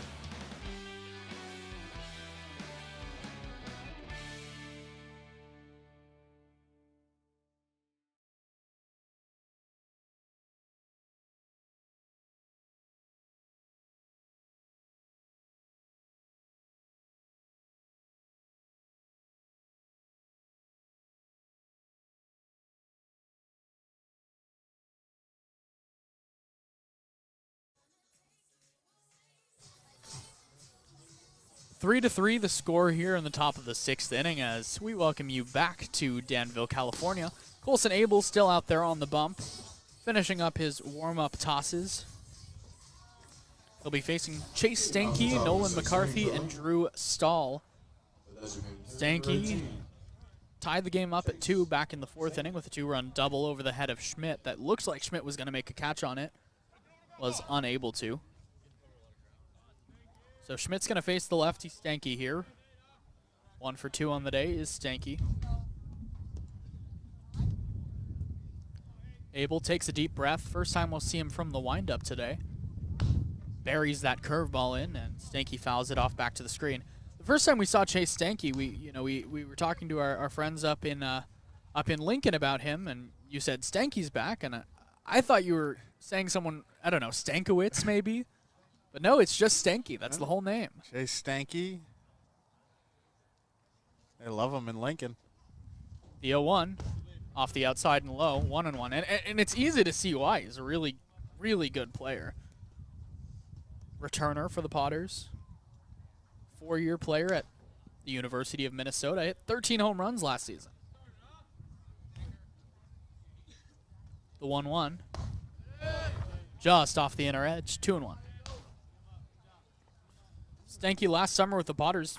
449 hitter. 3 home runs, 19 RBI. Kind of split catching duties with Daniel Susak. Yep. All the Susaks there. It's hard to keep up. Daniel Susak. The 2-1. Big curveball. Catches his own. 2-2. Phantom, who calls the games for the Potters usually. Stones does as well, but Phantom called him the natural. That's how good Daniel Susak was, and he really makes it look easy when he's playing.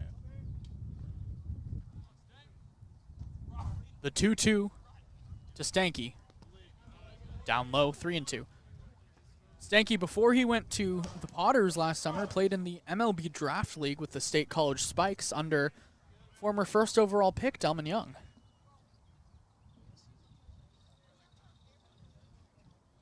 It just shows you that there's a lot of talent always up there in Lincoln. The payoff pitch. Slider just off the outside, ball 4. Tough walk there for Abel to give up. I was actually pretty surprised that he didn't try to pound the ball in.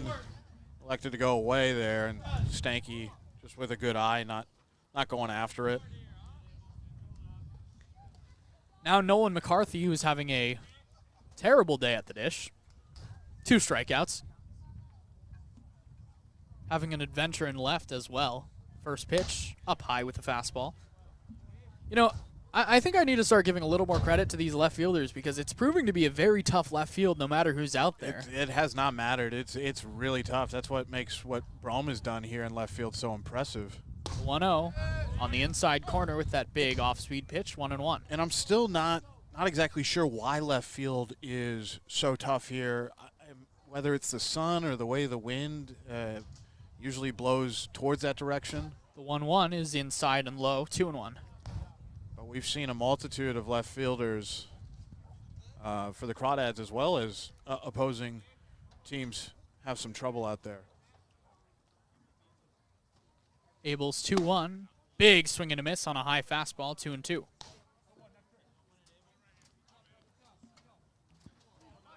Nolan McCarthy out of the University of Kentucky.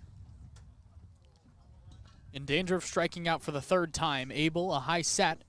Now he delivers. Fastball, fisted, back to the mound. Abel's going to reach up and make the catch for the first out of the inning. Abel might be the best pitcher in terms of catching those pop-ups. He always looks comfortable doing it. He never shies away. I mean, it would have to be a major league pop-up for him to let one of the infielders take it. I will say, you know, I can't really talk, but Colson Abel looks just about as bad as anyone I've ever seen when he's shagging fly balls out during batting practice. On the infield, though, he is great. First pitch to Stahl misses up high, 1-0. Colson's a great athlete. So deceptive out there as well, and very heady player. The 1-0 to Stahl, who's 0 for 1 with a walk. Abel fires. Curveball over the outer edge, 1-1. When he has that curveball on, I mean, there's no stopping Colson Abel. Oh, you can drop it in there for strikes, and the hitter starts to have to think about all the different ways Abel can go. The 1-1. Fastball swung on and missed, 1-2. Final line today on Ryan Fleming. 4 1/3 innings pitched, 4 hits, 3 runs, all of them earned, a couple of walks and 5 strikeouts. I think he was really good for about 3 innings and then kind of just lost it a little bit after that, but was able to fight through some trouble. 1-2 to Stahl. Abel comes set and delivers. Curveball over the inside edge, strike 3 called. Stahl goes down for the second out of the inning. Went outside with that curveball, came inside with the curveball for the punch out, was able to mix in a good fastball as well after dropping in that first curveball. So a really nice sequence there for Colson Abel.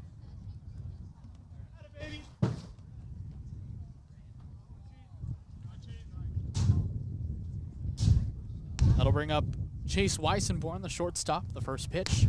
Big curveball off the outside, 1-0.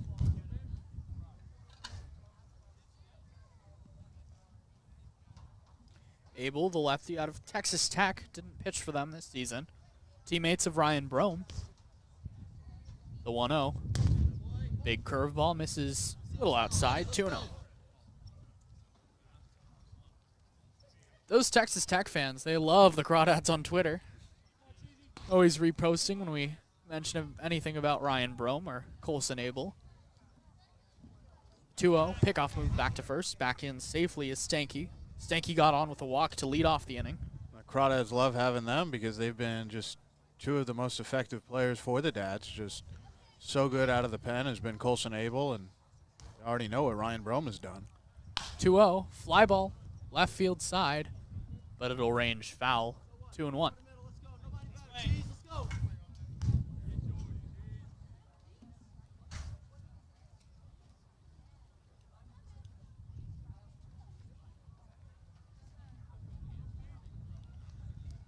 Chase Weissenborn, the hitter out of the University of New Mexico.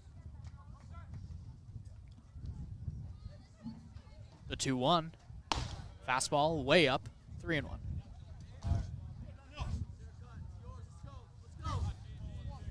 Abel's just got to find the strike zone here. Doesn't want to walk a runner into scoring position. Weissenborn is 0 for 2 today as Abel delivers. Fastball up high, ball 4. So there's 2 very stark, different versions of Colson Abel. It's the one where he's able to locate everything and it's perfect, and then the one where he has a little bit of trouble, but the similarity between the 2 of them is they get outs. It doesn't matter what he's doing, he is just crafty and finds a way to get outs. And he does not mind pitching with runners on. It's usually when he's called in is try to get out of some tough situations for the Dads, and he's going to have to get out of a problem that he's created for himself here. Matt Lee, the hitter, very successful day, 1 for 1 with a walk, a stolen base, and a run scored. First pitch, fastball, off the outer edge, 1-0.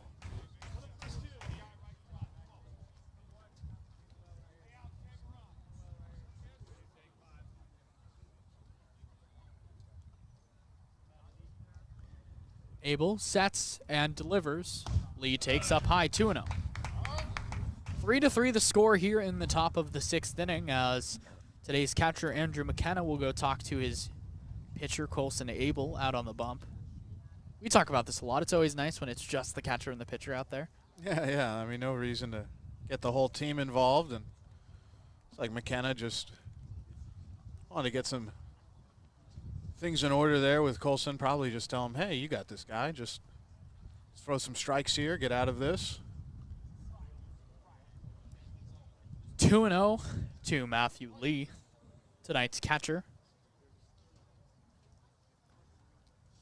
Abel with a high set. He delivers. Slider. Wraps around the outer edge. 2-1. That was a great pitch, and I don't know if it was a pitch that Lee was expecting there and just had to take it for a strike. Abel checks Sankey at second. Now delivers a curveball. This is low. 3-1. in danger of walking the second straight batter with Brandon Roselle waiting on deck. A little surprised to see him go curveball after a nice slider. The 3-1. Abel pumps a fastball in, swung on and foul tipped by Lee, 3-2. The runners will be going here. Stanky on second and Weisenborn on first. Whenever Abel gets ready, Lee takes a step out of the box, takes a couple practice swings. Now he's reset, and he's ready. Abel finds the sign he wants, checks on Stanky at second. Now he's ready. He comes to the plate with a 3-2. Curveball. Nice pitch, fouled back by Matt Lee, who stays alive. Looking for that outside edge there, the same area of the zone that he hit with that slider to get back into this at-bat. And now after seeing the curveball, that's a pretty slow one, he might go with the heater. Nate Nordell starting to get loose in the bullpen for the Crawdads. Abel, the 3-2 pitch. Misses low with a slider again, ball 4. I think if Abel has a chance to do that over again, I think he elects to go fastball instead. So I think Lee was just figuring at that point, after seeing a couple of strikes that were breaking balls, he was just going to sit on the fastball.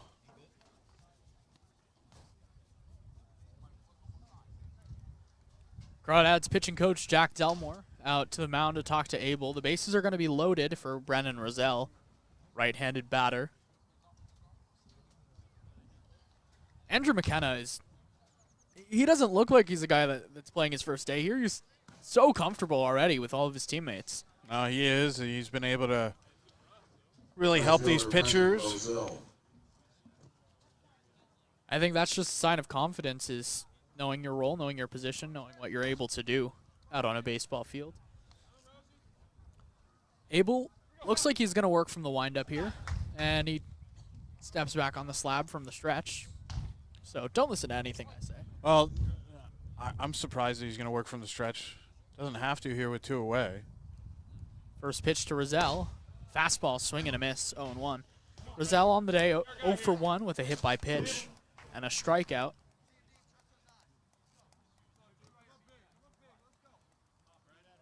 Has the righty-lefty advantage, does Roselle. Lee on first, Weisenborn on second, Stanky on third. Abel delivers. Fastball up high and inside, 1-1. Abel in a bases-loaded jam looking to put out the fire.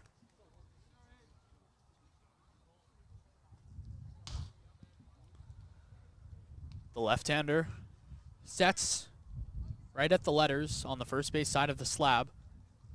Delivers way up high with a fastball, 2-1.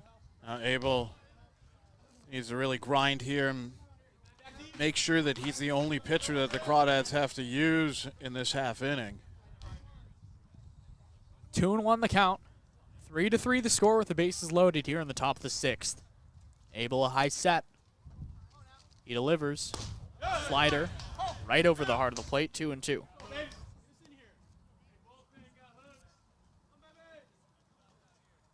Deuces are wild here. Stanky gets his lead off second or third. Weisenborn off second and Lee off first.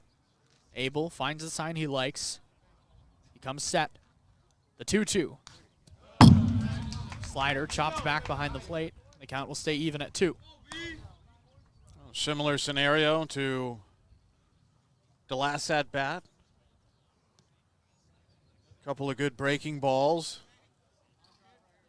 Hitter not having much success on them, just trying to stay alive. I think Abel's got to be able to throw this fastball for a strike if he's going to go to it. The 2-2. Slider down low, 3-2. Abel's worked himself into a jam. He's trying to work out of it here. The base is loaded, 3-3 the score. A 3-2 count. The runners will be going. I say that, but we saw a runner not go on 3-2 with 2 outs the other day. So, again, what do I know? The 3-2.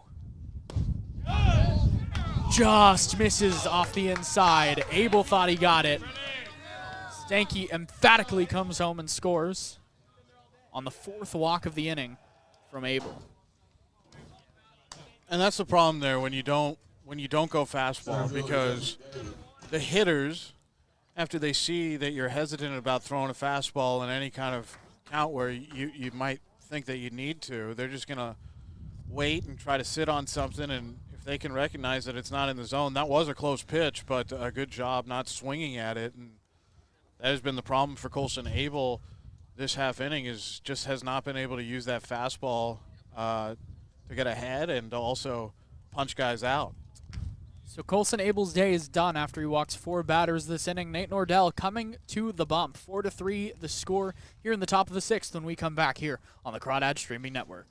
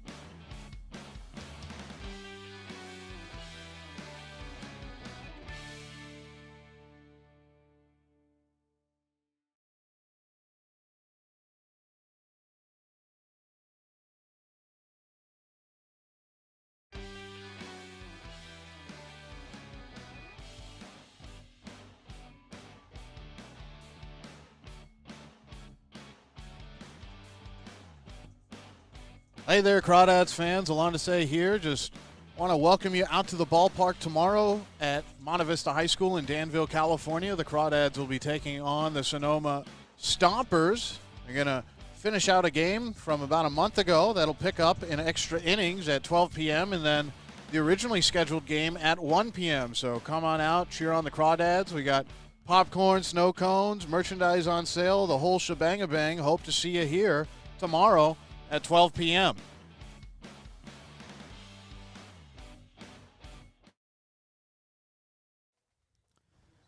Back here for the top of the 6th inning, the bases loaded, and Nate Nordell trying to get out of a massive jam.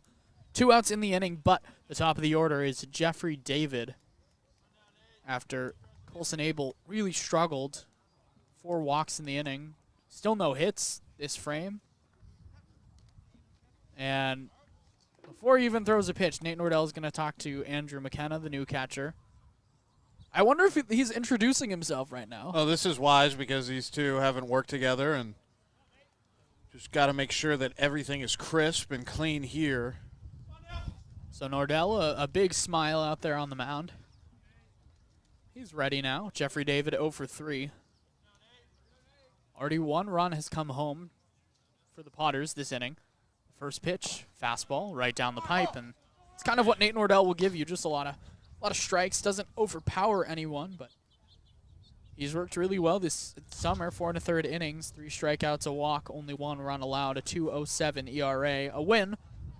And in that West Coast Kings game that still isn't in the book yet, he threw 3 shutout innings. He was really good. He's trying to help out his guy, Colson Abel, here. The 0-1, down and away, gets off of McKenna, and a nice stop. He goes into a dive and fires to Nordell, but no runner comes to the plate. And that might be a key play that we look back at as this game gets into the later innings. That ball getting away, but a really good job by McKenna to track it down quickly, and no run can score. Weissenborn on third, Lee on second, and Roselle on first, with Jeffrey David the hitter. Nordell, a high set, the 1-1. Fastball right up the box, gets off the leg of Nordell. He's going to come in to retrieve it. Fire to first, not in time. was close, but Jeffrey David, the speed from that leadoff spot, brings in a run to make it 5-3.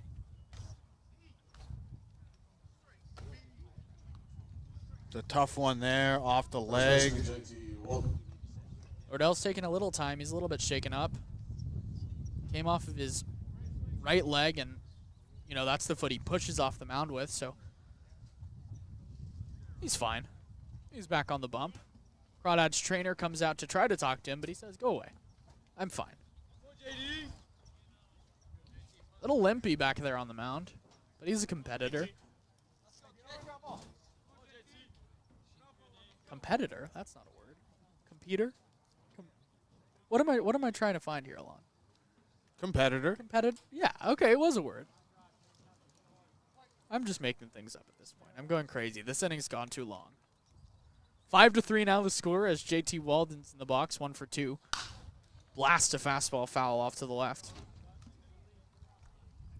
Now the first few pitches you would think would look about the same from Nordell here. What's going to be interesting is as the swelling, because that ball did hit him pretty hard there on the outside of the calf area, if that's going to hinder him as he goes on.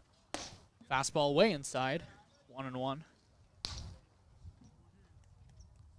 5-3 now the score. The bases are still loaded. I think if Nordell can get out of this with just 1 run allowed, he'd be very happy.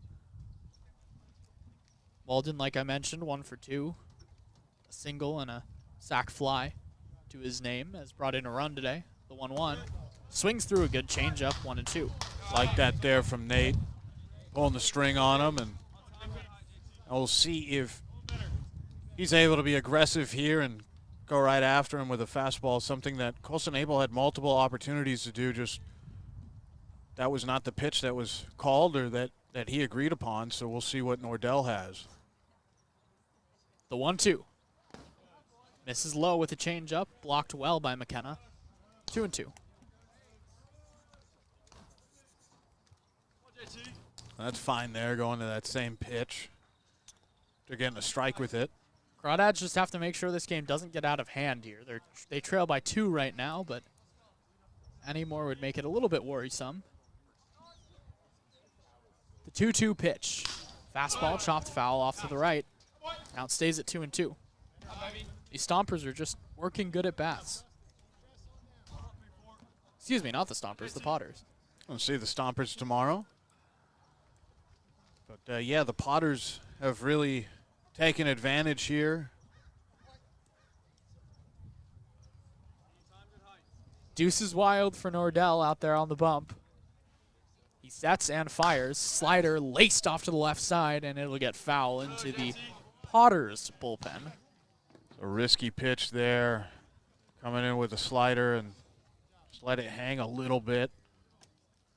Took a while for Walden to recognize it. Still able to put a good swing on it, but foul.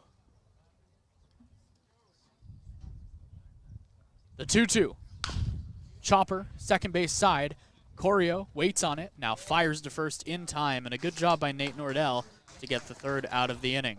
Only 1 hit that entire inning, but the Potters score 2 on too many walks. We'll head to the bottom of the 6th inning. The Crawdads looking to attack here on the Crawdads Streaming Network.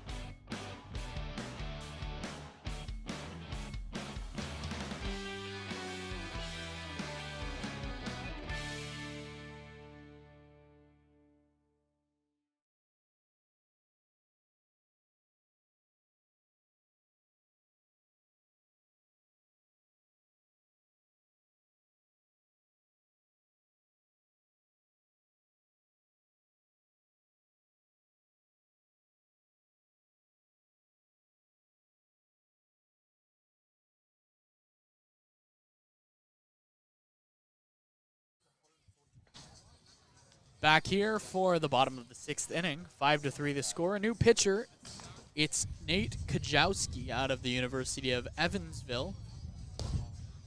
Kajowski, a very tall right-hander, stands 6'5". Final line on John Alkire, 5 innings, 5 hits, 3 runs, 2 of them earned, 3 walks with just 1 strikeout.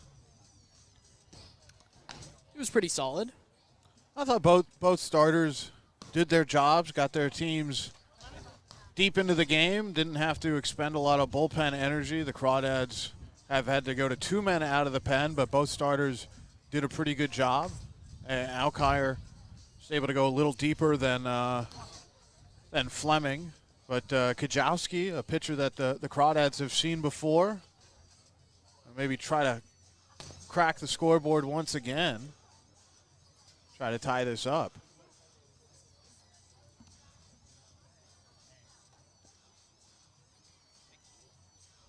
The final line on Colson Abel, an inning and a third. No hits. That looks great. 2 runs, 2 earned, 4 walks, 2 strikeouts. So Kajowski, the big righty, so far this summer. Leading off the bottom of the 6th inning for Walnut Creek. 7 2/3 innings. He's given up 5 earned runs to the tune of a 5.87 ERA. Has 7 strikeouts, but also 7 walks.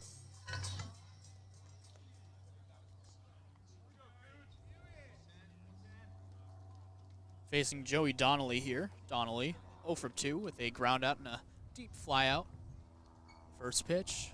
Donnelly swings through the fastball, 0-1. Kajowski pitched on that June the 21st game against the Crawdads. That was a 9-4 win for the Dads. The 0-1 to Donnelly. Way outside, 1-1. Played in both the Northwoods League and the Texas Collegiate League last summer.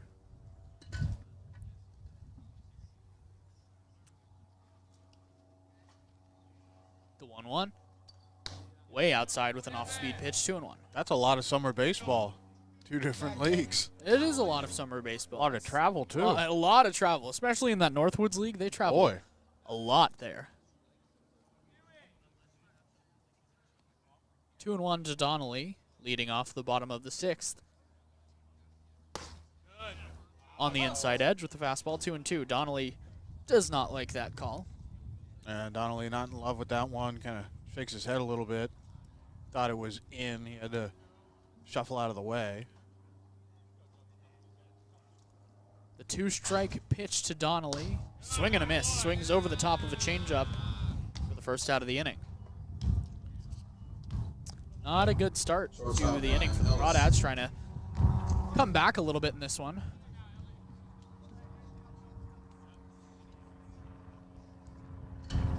That'll bring up Ryan Ellis.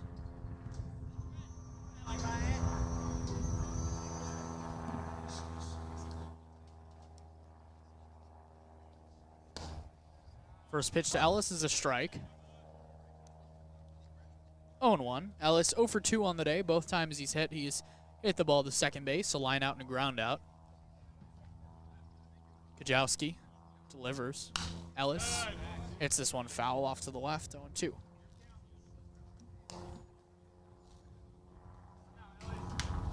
Ellis still looking to break out. The defense has been outstanding. Trying to get something going at the plate, but down 0-2. The pitch misses low with the changeup, 1-2.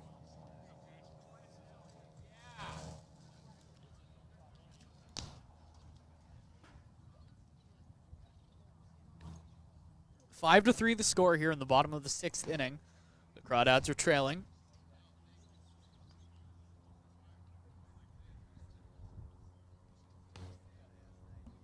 Kajowski's 1-2 to Ellis.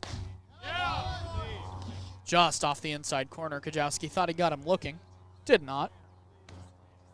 You know, similar to the pitch that was called a strike on Donnelly. That time, Mike Stankiewicz behind the plate says no, it's a ball, so that one just a little farther in. The 2-2 to Ellis. Down and in with a slider, 3-2. Ellis from 0-2 to working a full count.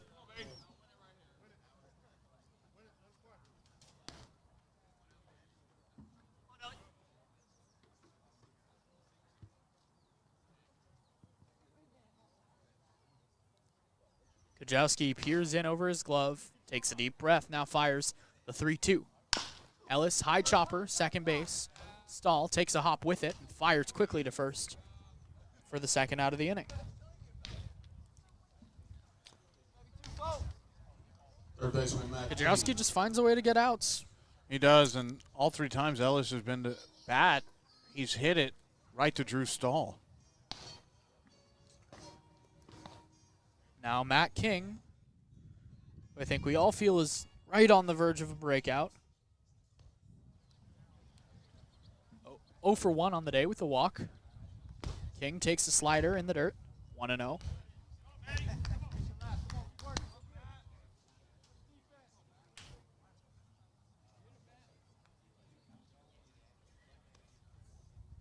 The 1-0 to King. Chopper, third base side, it'll get foul. 1-1.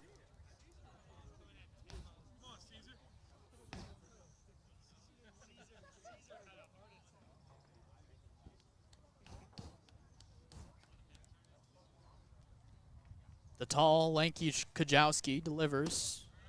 King swings over the top of a slider, 1-2.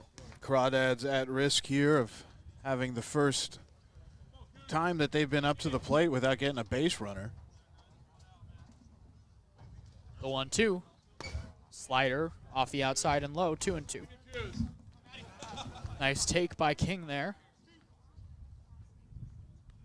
Looks like Nate Nordell will go out for another inning of work, assuming the Crawdads go down quietly here and they don't put another man in the bullpen later on this half inning. The 2-2 to King. Way inside with the fastball, 3-2. Andrew McKenna, the catcher, waits on deck. Left-handed batter. Or at least we assume he's left-handed. We've only seen him face righties today. We don't know if he maybe he sneaks in a switch hitter on us. Switch hitting catcher. Aren't those valuable and rare? The 3-2 to King. Down low, ball 4. I was going to say they're unicorns. Good job by Matt King to grind that out for a walk. So the only switch hitting catcher I can think of, really, just off the top of my head, is Tucker Barnhart. But Barnhart switch hit early in his career, then moved to hitting just lefty, and now is back switch hitting. Which is when do you see that? That's Pablo Sandoval. You know what? That is.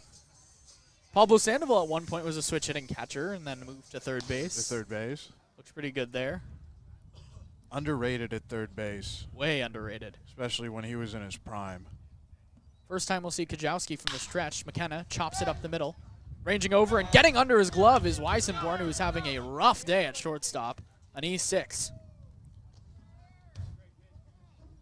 What's going on there? Yeah, that was a tough one. I think he just misgauged the hop. He got over there in time and just skipped under his glove, and the Crawdads getting new life here is with the E6. It should have been an out. Second error of the day for Lincoln. That'll bring up Casey Cummings, who's reached base twice on an error his last time and a walk his first time. He's also scored a run. Lines this one into left field. Is going to drop fair? No, just past the chalk, foul, 0-1. That's tough. Not only do the Crawdads need that to try and tie things up, but Casey Cummings is still searching for it up at the plate right now, and that maybe would have been a hit that would have got him started. Good swing, though, by Cummings regardless.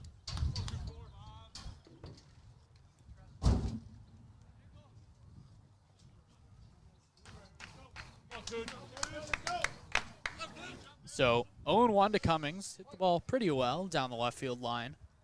Was way out in front of Kajowski.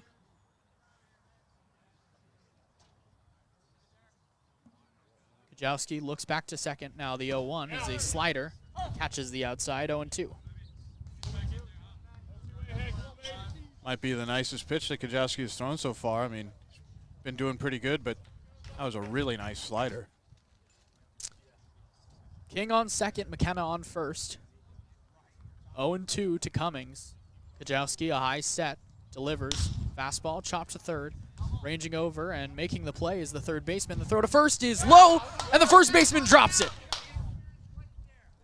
The second error of the day for the third baseman, Trey Furry.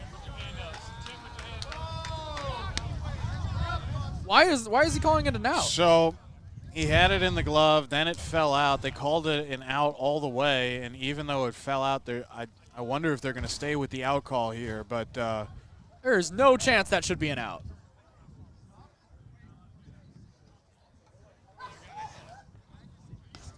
there might be a discussion here of the runner who made it over to third getting in the way of Trey Furry.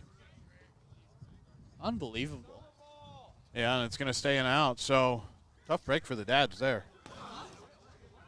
So I'm not sure what the call is there, but I know the inning is over. We'll let you know at the top half of the seventh inning. Alonda Say back on play-by-play here on the Crawdads Streaming Network.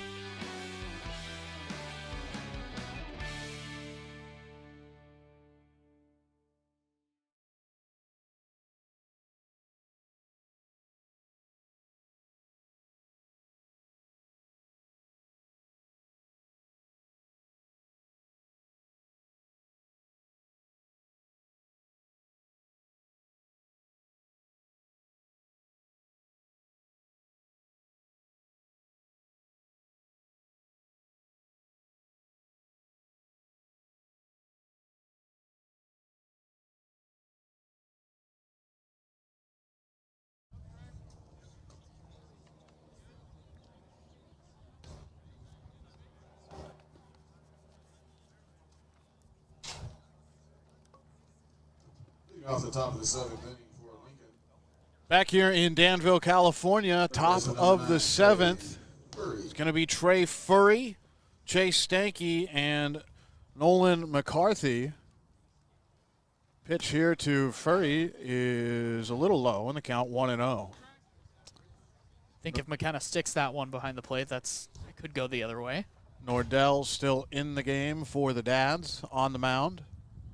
Third pitcher used today by the Crawdads as this is chopped off the foot of Furry, and it'll be foul, and he's going to have to walk this off here. So there may have been a verbal interference call made over there at third, but it was called out anyway. It's going to be officially scored as a 5-3 play, but going to look for more clarification as this game rolls along, but kind of a weird scenario that happened last half inning. The Crawdads trail by 2. It's 5-3 here in the top of the seventh.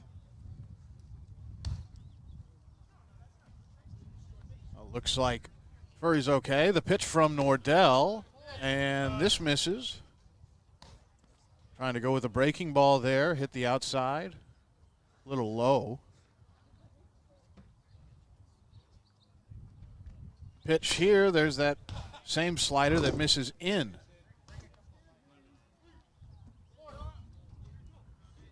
The count 3-1. The pitch. This is hit over to Corio just off of second. Has it. Throws to first in time for out number 1.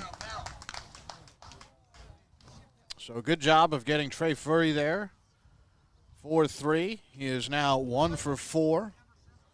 And here comes Chase Stanky, the designated hitter for the Potters, who's 1 for 2, also has a walk. He walked in the 6th.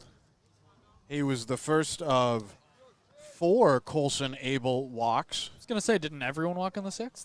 Well, What it felt like. 4 did, and that's how a run was scored. One of the 2. Pitch here, this misses way outside. Looking for that slider was Nordell to the left-handed bat of Chase Stanky.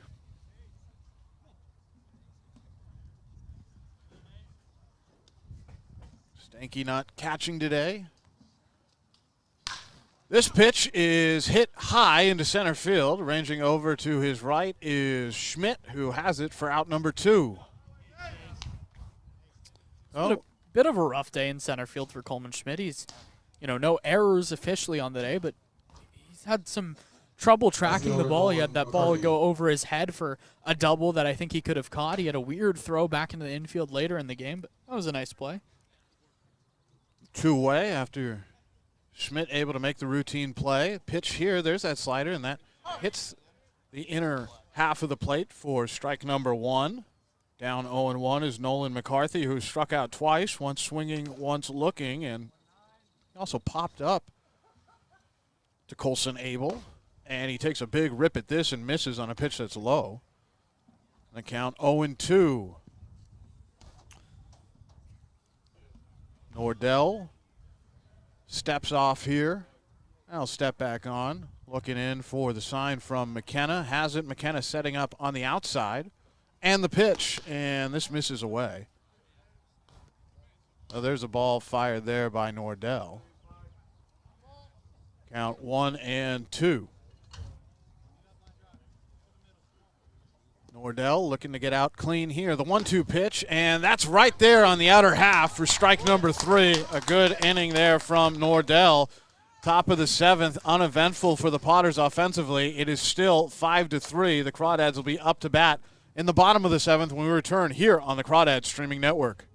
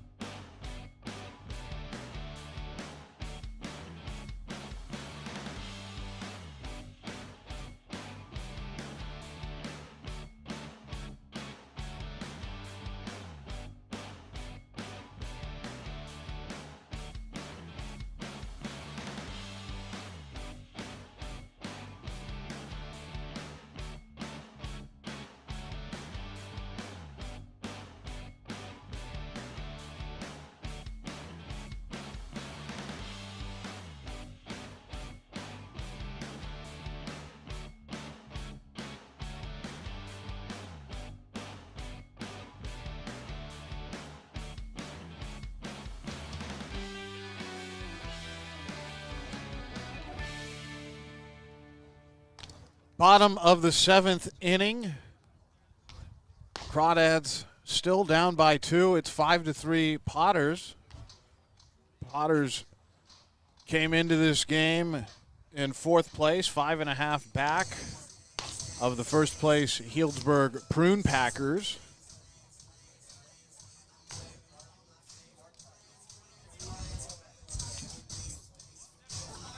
And there is a new pitcher on the mound. Just getting that in here. It's Devin Martin. So the second man out of the bullpen for the Potters. Kajowski's day is done. Crawdads had a little bit of success against the starter, Alkire, but Kajowski was good. And now we'll see what Martin can do. Crawdads will be sending 1, 2, and 3 to the plate. Schmidt, Corio, and Rome. Martin, a 6'6" righty. Looking to get into a big school. Undecided still. This will be his 3rd appearance. He's 1-0 with a ERA at 9. He's thrown 2 innings, struck out 2, walked 1, given up 2 hits. His last appearance was against the Humboldt Crabs. That was a 9-4 win for the Potters. He threw an inning, gave up 2 earned runs, 2 hits, walked 1, faced 6. So the Crawdads have not seen this arm. And here is Coleman Schmidt. Coleman Schmidt, 2 for 3 today. Had a hit in the first, a double in the third. Batted into what ended up being a double play in the fifth. Oh, Coleman Schmidt, the best hitter, the hottest hitter on this Crawdads team. Gonna lead things off here in the bottom of the seventh. First pitch here to Schmidt, and he takes low for ball number one in the count 1-0. Schmidt has been so good this summer at getting on base, and that's what the Crawdads need here in a 5-3 ball game that they trail in. And the pitch here from Martin. This bounces over to the catcher Lee, and the count quickly 2 balls and no strikes, and not the place any pitcher wants to be against Coleman Schmidt, who has just been so darn good. The 2-0 to Schmidt, and Schmidt takes a swing at this, hits this down the right field line, but that will land out of play and foul. Count 2-1. Doesn't it say something about baseball that the hardest hit ball of the day for Coleman Schmidt was a double play ball? And I mean, in the last at bat, the ball lined right back up the box and somehow turned into a double play. Oh, it was a great play by the pitcher, able to reach down and field it. And then the softest ball he hit into right field for a double. Yeah. It's baseball for you. Oh, here's the 2-1 to Schmidt, and Schmidt hits this high into right field, but that'll hang up for Roselle, who has it for out number one. Schmidt tried going opposite field there a couple of times, just a little late on the first pitch that he took out foul, and then this one, just a lazy fly ball out there about 30 feet away from the fence. And there's one away. Here is Tyson Corio. Corio 0 for 2. Has struck out once. But also does have a walk and a stolen base as the first pitch to Corio is a fastball that misses high in the count 1-0. Crawdads had a dramatic late game comeback against the Saints about a week ago as this pitch misses a little bit low. Looking for that outer half against Corio was Martin. And the count 2-0. Martin sets and delivers. Corio swings at this, hits this out of play foul, and that'll land past the dugout of the Potters. Crawdads will be back at it tomorrow, finish up a game against the Stompers. That'll start at 12, and then the originally scheduled game will begin somewhere around 1 o'clock. The 2-1 pitch, Corio takes all the way here, and it's a strike down Broadway, and the count even at 2-2.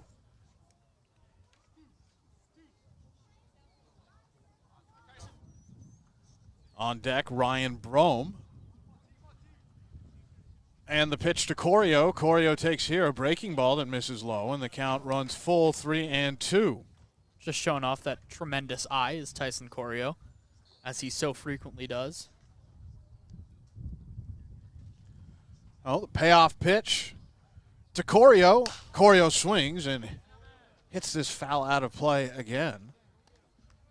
That lands somewhere in the brush past the dugout and bullpen of the Potters.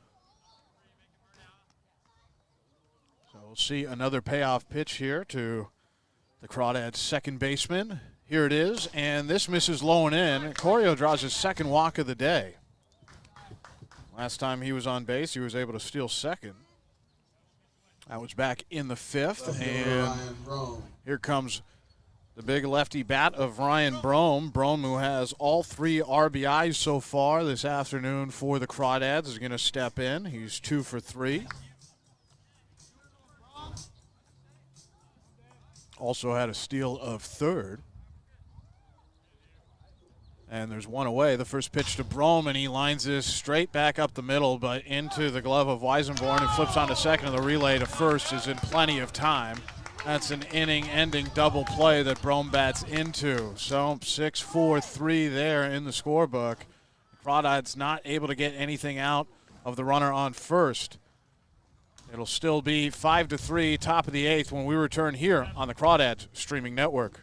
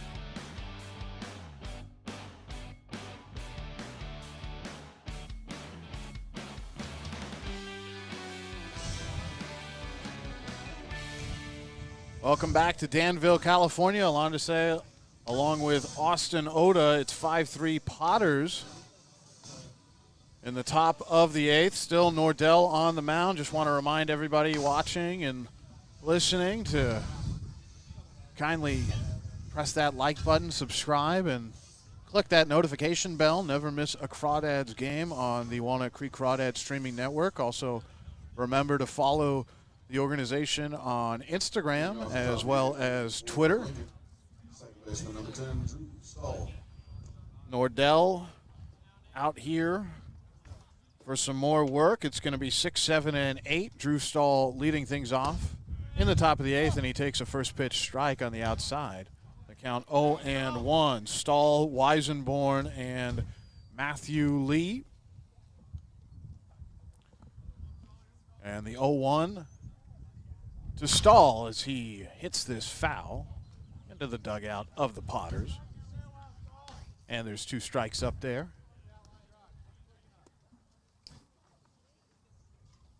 Nordell looking to keep the score right where it is at the moment, 5-3 Potters, as this pitch is hit into center field. It'll land in shallow left center.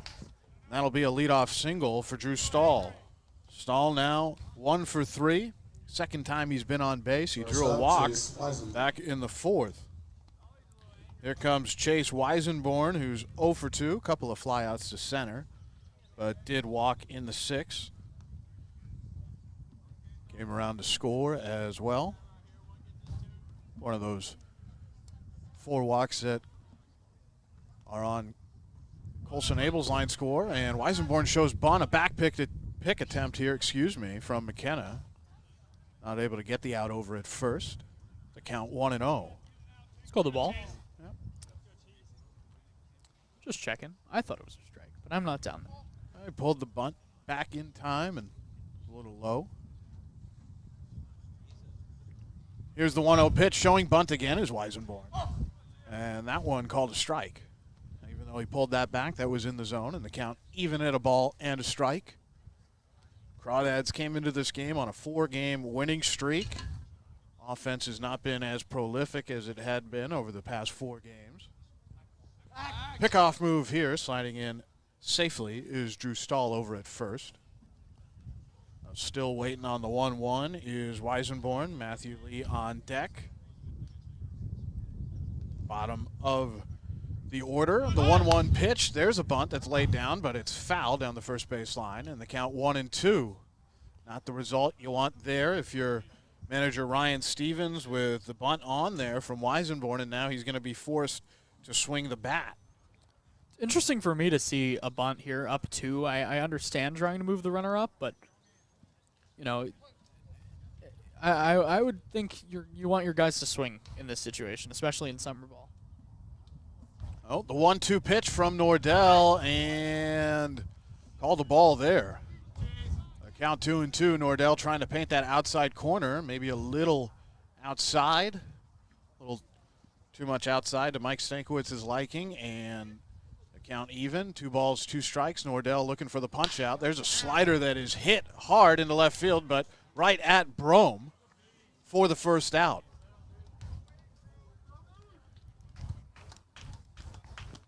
I think, you know, asking your guy to bunt in a situation like this, just it puts him in a 2-strike hole almost automatically if you can't get that bunt down, and having to protect the plate, having to, you know, stick your bat out and swing at something. And in the end, didn't get him anything. Weisenborn put a good swing on the ball there, even though he just lined out to Brome. There's 1 away. Stahl off of first. Here's Matt Lee. 1 for 1. A couple of walks. This pitch misses high, and the count 1-0. I think Nate Nordell's starting to earn himself some more innings. These last couple games he's pitched, I think, you know, maybe a little flukish with the Kings. This could have been suspected, but good performance today. 1-0 pitch is hit, and it's going to end up in center field. Going into a dive is Schmidt, who makes the catch. And throwing back over to first to double him up, and safe is Stahl. Much to the chagrin of the Crawdads and some of the Crawdad fans out here. A beautiful play made by Schmidt out in center to make a diving catch for the first out. You heard very loud from Andrew McKenna, I believe. Don't let him talk you into it. You saw the runner Stahl slide back into first, motion that he was safe, and right after he motioned that, that's when the first base umpire motioned safe. So I would not be surprised if manager Cummings asked for the umps to get together, and that's exactly what's going to happen. I think he was out pretty easily. It does look like Constantine Bartlett, Harvey Maxey, and the home plate umpire Mike Stankiewicz are going to have a little chat about this. And we've seen one call reversed already this summer for the Crawdads in their favor, seen a couple go against them, and we'll see if this one does change. No replay in the CCL, no resources such as those to speak of, but a little bit of a long conference here. It was a good strong throw from Schmidt over to DeRoff to try to double up the runner off of first, Drew Stahl, who, as Austin mentioned, slid in and then motioned that he was safe. So smart play there by Stahl saying, no, I'm safe all the way. Right, it kind of looked like he came in, motioned safe, and then the umpire was like, yeah, you're right, you are safe. So it will stay safe as the signal from Harvey Maxey is safe. And it'll just be one out. A good effort there from Coleman Schmidt. The dive was a beautiful one. Not able to get the double play. But there are two outs up there now on the scoreboard. With Stahl still at first. Schmidt definitely taking away a hit there. And even though he made that really nice play on it, it was still a bad route to the ball, and I think a ball that he should have caught off the bat. He just took a couple too many steps back on it.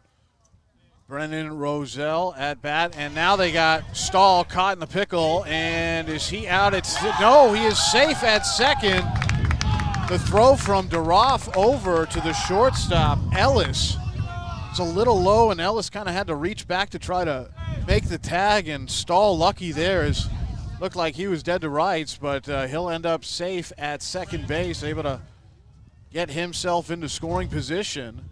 And now 2 straight plays for Drew Stahl where he is just lucky to be still out there on the base paths. Stahl very fortunate. The Crawdads looking for this elusive out number 3. It looked like they had Stahl picked off, but... And I do think he was safe at second. I think he got under the tag of Ryan Ellis. He did. It was a good job by Stahl there. And the pitch here to Roselle. Roselle chops this foul down the third base line. Count 0-1. Nothing much changes out there for Nordell as he just needs one more out to get out of this top of the 8th. But a runner in scoring position for the Potters. Stahl has his lead off of second. Nordell sets. And the 0-1 is a slider that just misses the inner half of the zone there. Maybe a little low at the end, but I think it was a bit inside in the count, even at 1-1. It was dropped by McKenna. One of those plays where if McKenna catches it, possibly called a strike. The count even. And Nordell quickly fires another pitch in. That hits the zone. The outer half there, and the count 1-2. Good job by Nordell. Not letting some of the events of this half inning get to him out there on the mound. It's 5-3 Potters. Nordell looking for out number 3 here. The 1-2 pitch is chopped foul. Right behind home plate, and the count stays 1-2. Starting to get cold out here in Danville. Yeah, the wind really blowing in here, and game time temp was 75. It's starting to get in that 60s range. The 1-2 pitch. This is hit to the opposite field. Coming in on it is Cummings, who goes into a dive, and it gets down. That'll be another run for the Potters. Just couldn't make that catch was Casey Cummings. And it is now 6-3 Lincoln. And that's where that pickoff move back to first that didn't get the out. That's where Schmidt making the throw back to the first that didn't get the out. That's where that all really hurts the Crawdads. And Drew Stahl able to get himself into scoring position over at second and then score on that RBI single from Brendan Roselle. And here is Jeffrey David First pitch to David, he swings at it, chops it high, bouncer for King to take on the run, throws the first, and that's in time for out number 3. But the Crawdads do give up a run. It is now 6-3. They have their work cut out for them in the bottom of the 8th. Dads will be back up to bat, trying to climb back into this one on the Crawdads streaming network.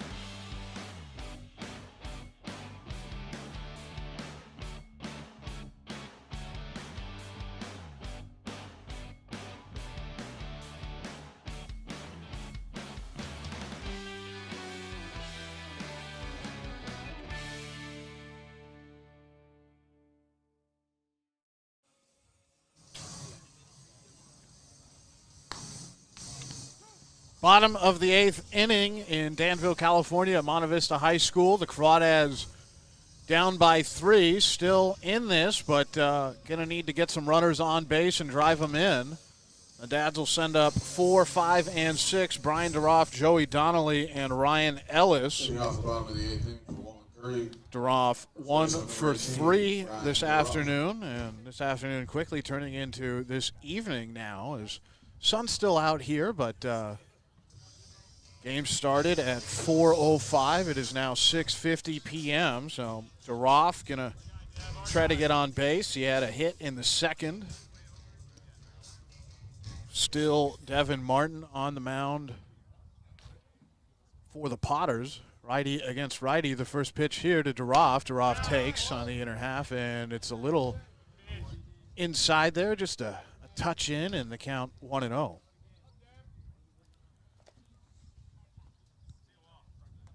The 1-0 pitch to Duroff. Duroff swings at this, hits it hard over to Weisenborn's side, but it skips over his glove, and Duroff will be on first. Man, Weisenborn is having a bad day out there at short. It's been tough for Weisenborn. Had a few tough hops to try to field that one just over the glove, and Duroff now at first. That'll be an error on the shortstop. You think it's an error?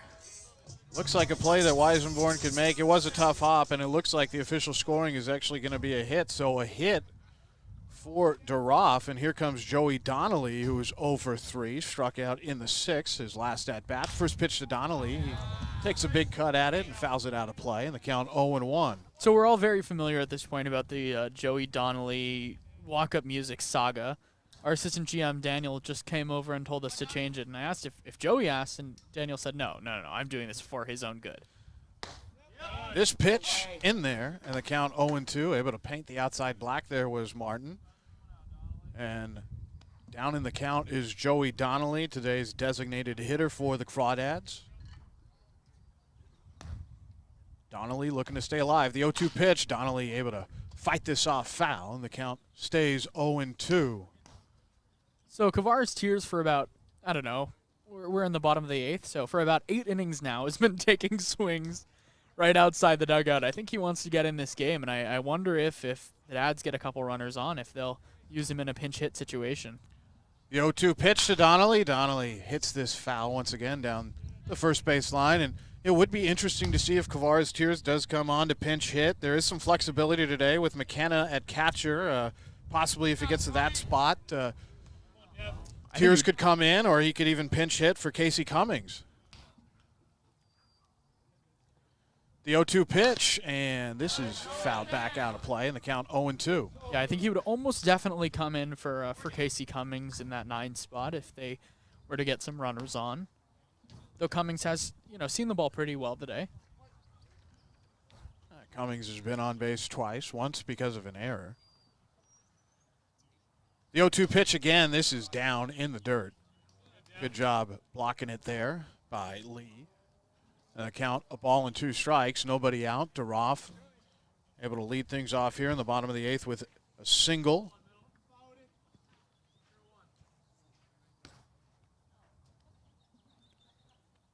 The 1-2 to Donnelly.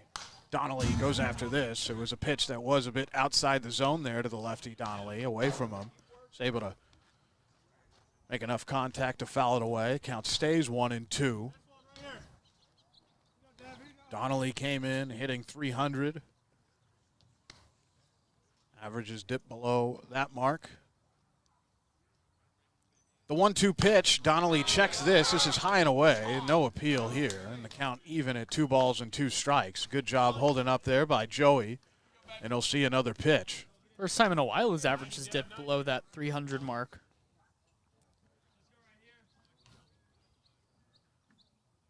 The 2-2 pitch to Donnelly, and that's right there on the outer half for strike number 3. Donnelly a little frustrated with the call, but he'll have to walk back to the dugout. There's one away. Donnelly has struck out for the 2nd straight time.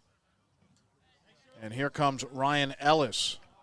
It's a really good pitch, but I think it was a little bit low and a little outside, especially with the zone that's been called today. First up, Ryan Ellis. Here's Ryan Ellis, who's 0 for 3. Gotta at least try to move Duroff over into scoring position. Infield playing for the double play.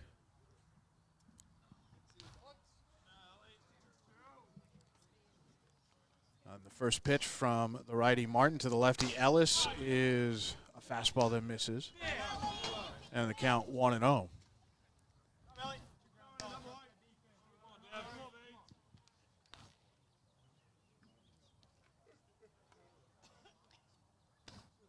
The 1-0 pitch to Ellis. Ellis hits this foul out of play. And the count even at 1-1. A lot of foul balls for the Crawdads today. Just really after about the first 3 or 4 innings, we've had some trouble squaring some balls up, with the exception of Ryan Brome, who has really hit every ball that he's been able to get at the plate very hard. Pitch here is hit over to Weisenborn on the ground, and that will be an error all the way as he just flat out dropped it. Tried picking it off the hop, and then it just skipped off the interior of the glove, and by the time he was able to pick it up, he was frustrated with himself there, almost like, I cannot believe that just happened. And Ellis is going to be safe over at first. Duroff makes it over to second, so the Crawdads getting a gift there. You have to wonder at this point how much of it is just mental. That was a perfect double play ball, too. Oh, Ellis over at first. Duroff in scoring position at second. Here's Matt King. Pitch to the righty King. King swings at it, hits this through the left side, and holding up at third is Duroff. The bases will be loaded. Trying to dive for it was the shortstop Weisenborn, just a little out of his reach. And the Crawdads have the bases occupied with just one away. And here comes Andrew McKenna.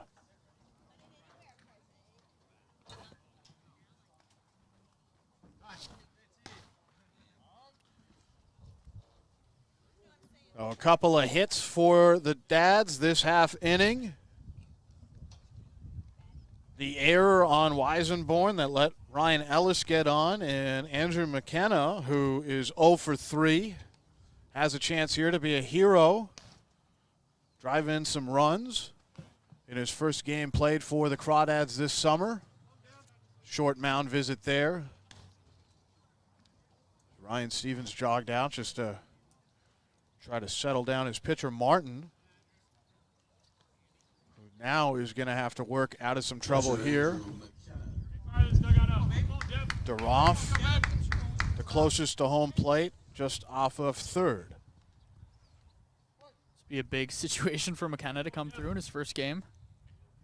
First pitch to McKenna. He goes right after it, fouls this back into the cage, and the count 0-1, but a good hack taken there by Andrew. It's 6-3, but the Crawdads threatening here with one out in the bottom of the 8th.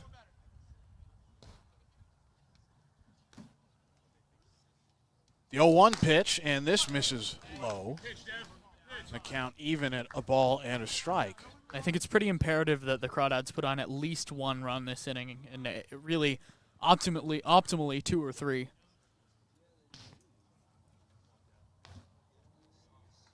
The pitch here, and this misses away. So the count 2-1.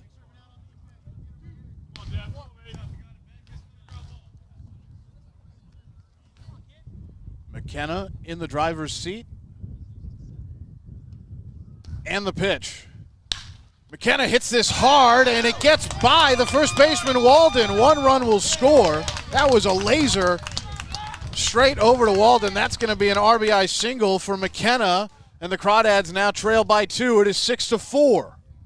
That ball was hit so hard that that if the first baseman, Walden, was able to pick it cleanly, that very likely could have been 2, but just a smash off the bat by Andrew McKenna, and that's a nice little how do you do to your teammates for your first knock as a Crawdad, your first RBI. That looked like possibly the hardest hit ball all day. McKenna comes through in the clutch there. It's now a 2-run ball game. Martin's day is over. There's going to be a new pitcher. We'll come back to update you on that, but the Crawdads now down by 2. It's 6-4 Lincoln, and we'll be right back. Still the bottom of the 8th. Bases are still loaded for the Dads. We'll be right back here on the Crawdads Streaming Network.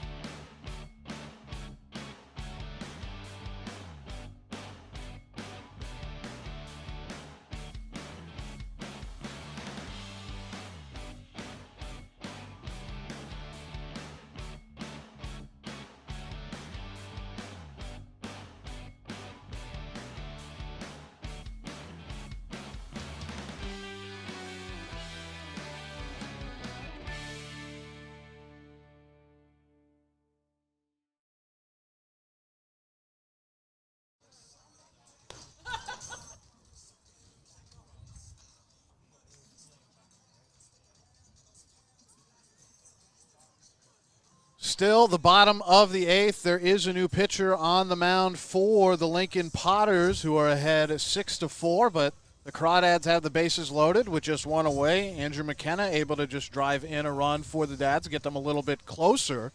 The new pitcher is Ryan Sturgeon, so he comes in to relieve Martin. Sturgeon making his 7th appearance this summer, comes in with a 1 ERA. He has 1 save as well. He's thrown 9 innings, 12 strikeouts to just 4 walks, so good stuff there. His last appearance was against the Humboldt Crabs. That was a 9-4 victory on June 26 for the Potters. Was able to face 5, throw a good inning, walked 2, struck out 1, but didn't give up any runs. So Sturgeon coming in here to try to preserve the lead for the Potters. And it looks like there's going to be a pinch hitter for the Walnut Creek Crawdads. It's going to be Jack Ben-Shoshan, who has been out for the last about 10 days with a finger injury. It's good to see Jack Ben-Shoshan come in here. He's going to pinch hit for Casey Cummings. See if he stays in the outfield. Surprised it's Bensho over Tiers, but I like the move. I do too. Bensho's been looking to get some time back in here, so first time we've seen him in quite a while. And the count 1-0 is the first pitch from Sturgeon, who's freshly out of the pen and misses. Well, we've seen him a lot. I think more than he's wanted to see us. Oh, we have seen him quite a bit up here in the booth. And the 1-0 pitch, and this hits outside black to the righty Jack Ben-Shoshan, and the count even at a ball and a strike. Ben-Shoshan hitting .258. This is his 32nd at-bat of the summer. The 1-1 pitch, and he takes a big swing here at a pitch that's low in the count. 1-2. Just trying to change this game completely with the grand slam there, but got a little too overexcited, I think. He's got to really settle down and play his game right now. Ben Shoshan does have 5 RBIs. Trying to get a few more. The 1-2 pitch checks on this one, and it misses low and away. And the count even, 2 balls and 2 strikes. So important for the Crawdads to keep this going as long as they possibly can. Just 1 away. Andrew McKenna came through in the clutch. Now it's Jack Ben Shoshan's job. The 2-2 pitch, and Jack chops this over to the second baseman, Stahl, who has it, flips to second for 1, and the relay over to first is not in time. The Crawdads will get a run. Oh, good job by Jack Ben Shoshan hustling out of the box. Just the 1 out over at second. Not enough steam on the throw from Weisenborn to get the speedy Jack Ben Shoshan. It is now 6-5 and runners on the corners. And that's so big for Ben Cho to hustle down the box the entire time with how high that ball was chopped. You knew there was going to be a shot for him to beat it out, and that's exactly what he did, and just keep the line moving. Wonderful to see him on the move here to try to take second. The interesting runners on the corners right now. Coleman Schmidt up at the plate. First pitch to Schmidt, and he hits this hard over to Weisenborn. Weisenborn has it. Takes a little time to make the throw, but does get the throw over to first in time to get Schmidt. Crawdads are able to score 2. It's just a 1-run ball game now. It's 6-5 Potters. Top of the 9th. We'll see who's on the mound for the Dads when we return here on the Crawdads streaming network.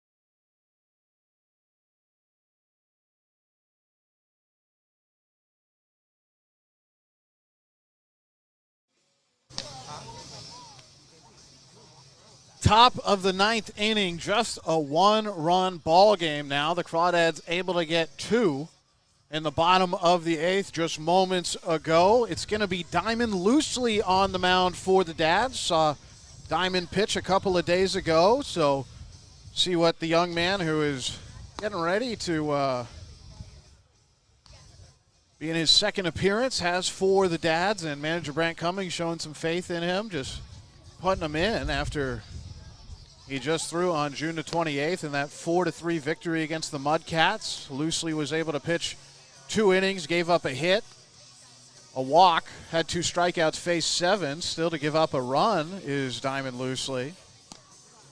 So that ERA nice, and of course he's 1-0. He's got a really, really nice slider that he's able to locate for a strike and get hitters to chase. Also a fastball that he's a little more trouble controlling, but the slider is definitely his go-to pitch when he needs one. And I think he was impressive, but manager Cummings wasn't too happy with the amount of balls that went to the backstop the last game, but trying to settle that down a little bit. Quite a few spiked fastballs from Diamond Loosely. The final line on Nate Nordell, he was able to go 2 1/3 innings. Gave up 3 hits, 1 run. It was earned. Struck out 1, faced 10. Didn't walk anybody, so Good for him. Loosely the third man out of the bullpen for the Dads. It was Abel, then Nordell, and now Diamond Loosely. And he's going to have to face 2, 3, and 4 for the Potters as Loosely is just finishing up his warm-ups here. It's Walden Furry and Chase Stanky. So some tough hitters here to go through for Diamond Loosely as he tries to keep the Crawdads within a run and give them a shot at it in the bottom of the ninth. So I think Ryan Ellis is in right field right now. Jude Putz moved to shortstop, and I believe that is Ryan Ellis over in right field. I know Jack Ben-Shoshan was somewhat limited to batting duties only. Putz is at shortstop. I believe that's Ellis in right field. I know they wouldn't want to take him out of the lineup completely. But that definitely is Jude Putz at shortstop. Jude Putz now at short. So replacing Ben Show, I'd assume.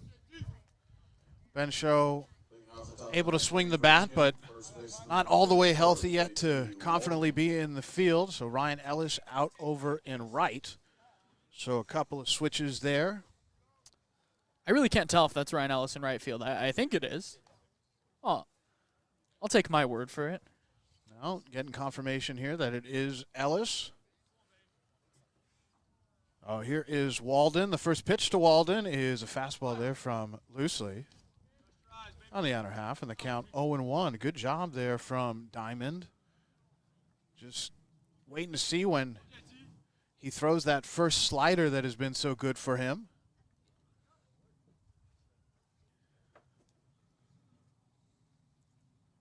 And here's the 0-1 from Loosely, and this is hit, and it bounces just past the diving Duroff into right field.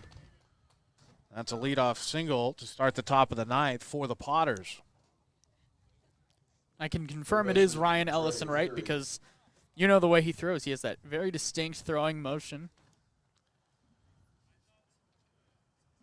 Oh, here is Trey Furry. Walden with that hit. Now 2 for 5. Does have an RBI, though.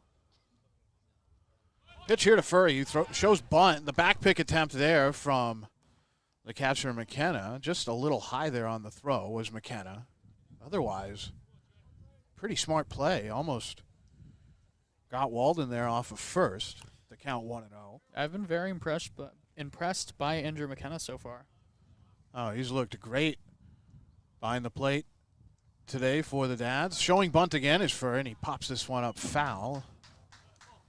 And the count 1-1. So, in a one-run ball game, Potter's trying to manufacture one more with nobody out, a runner over at first.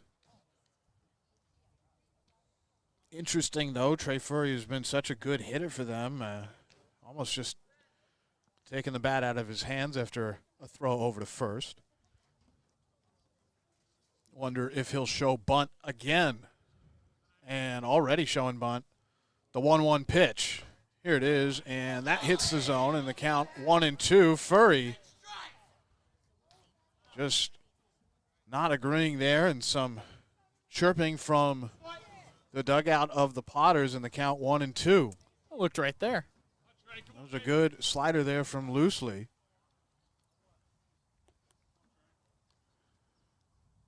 And the pitch. This bounces away from McKenna, and that'll be a free base for JT Walden. So they wanted that runner in scoring position. They were willing to give up an out for it, and now that runner in scoring position with no outs.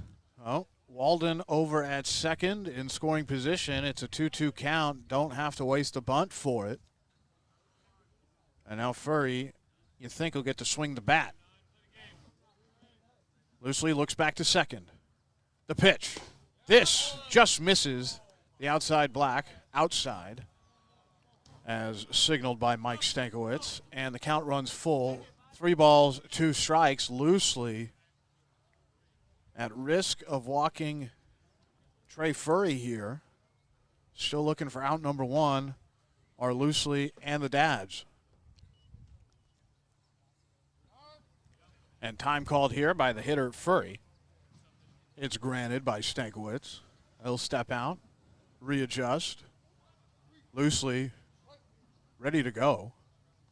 Already has the sign from McKenna, who sets up on the outside portion of the plate. The 3-2 pitch, there's that slider, and it's just fought off. But foul, and the count stays 3-2. I don't know how anyone hits that diamond loosely slider with how big breaking it is. It's got an awful lot of movement on it. He's very comfortable throwing it.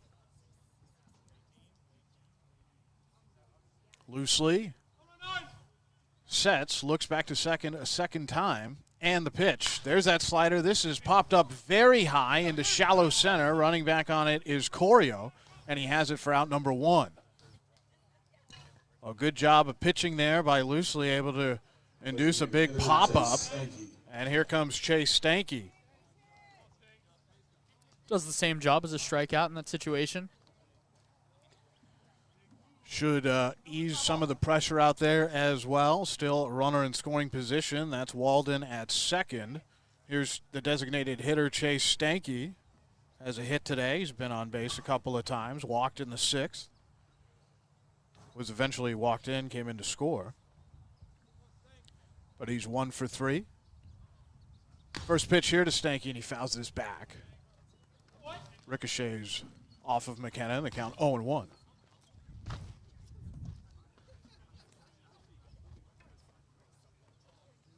Crawdads down by a run.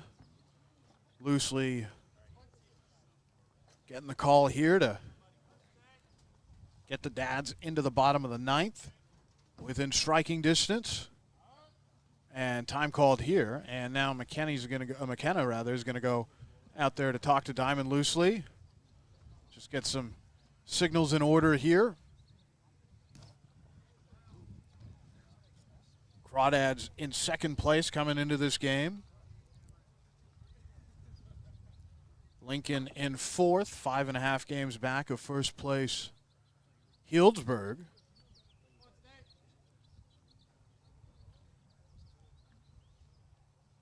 The 0-1 pitch from Loosely. There's a slider that's hit very high into right field. Moving on it is Ellis, and he will have it for out number 2. Tagging up is the runner from second, and he'll make it over to third. So Walden able to read that ball well and jog over to third, tagging up. So he is closer to scoring for the Potters, but there's 2 away. So a couple of good pitches there from Diamond Loosely, and there's going to be a pinch hitter for the Potters. It's Garen Caulfield. He's a good player. Caulfield going to pinch hit for Nolan McCarthy. A lot of moves here for the Potters. Maybe not direct moves, but just a lot of moving parts, a lot of trying to gain any advantage they can. Pitch here, called a strike.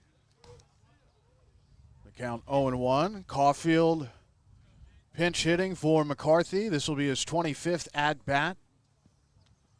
Batting just 167. No RBIs. And the 0-1 pitch from Loosely. This nearly gets away from McKenna, but able to scramble after it, and the count 1-1. Having to stay put over there at third is Walden. Loosely had a little trouble with the control in his first outing a few days ago. That's really the first pitch he's had offline here in this appearance. And the 1-1. This is right there for strike number 2. Perfect location on the outer half. And a great job sticking it by Andrew McKenna behind the plate, who has been just flawless back there. He has been outstanding and a welcome addition for this Crawdads team. The count, 1 ball, 2 strikes, 2 away. The 1-2 pitch, and this is foul down the right field line. That's going to land just past the Crawdads bullpen.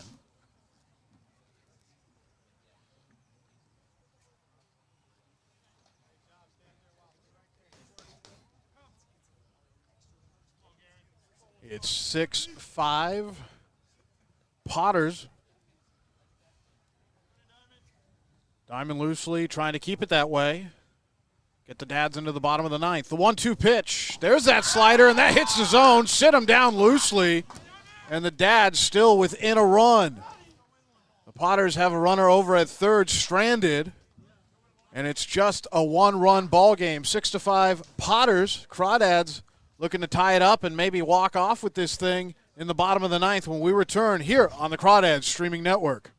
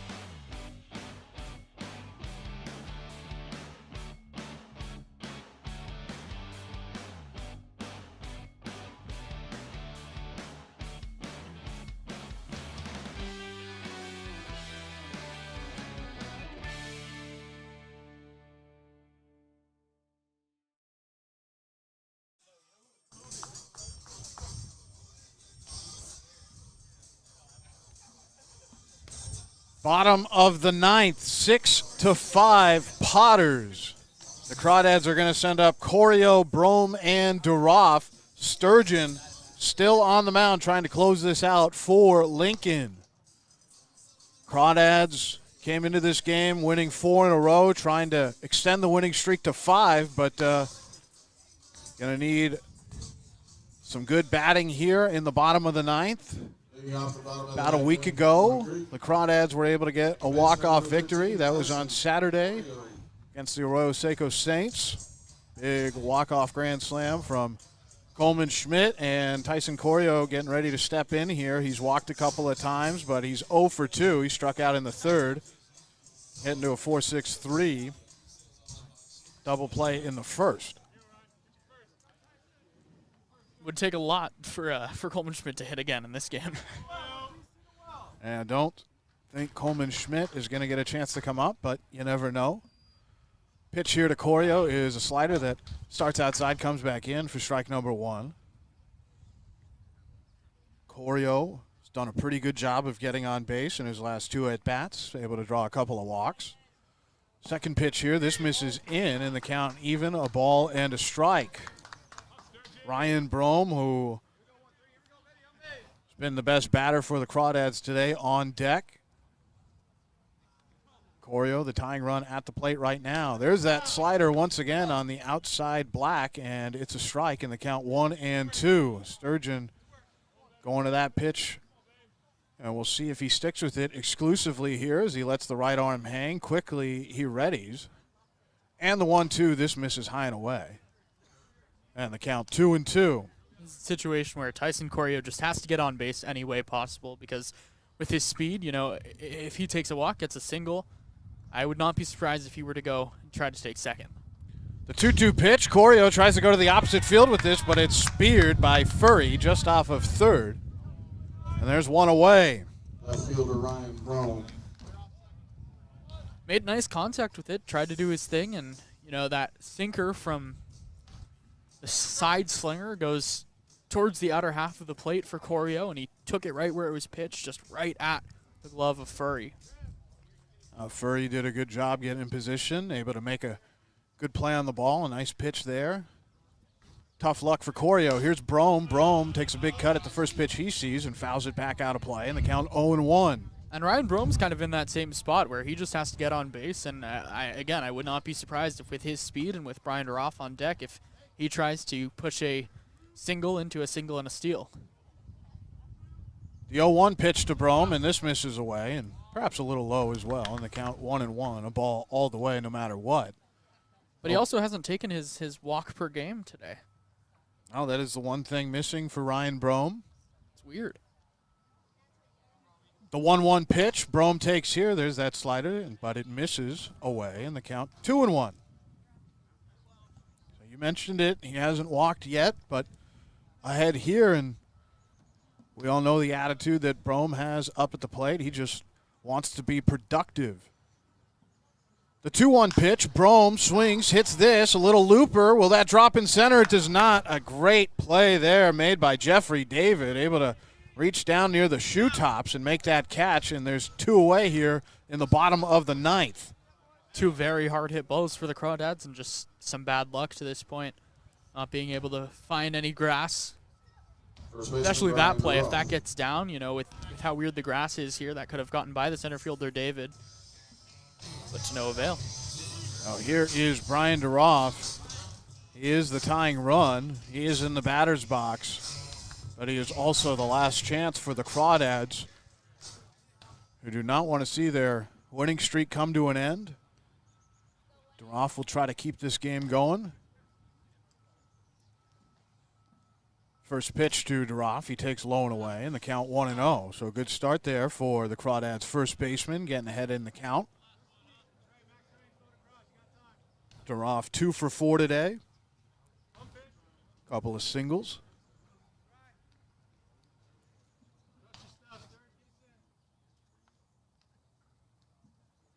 Taking a little bit longer than usual is Sturgeon. Now he's ready. Lets that arm hang very briefly.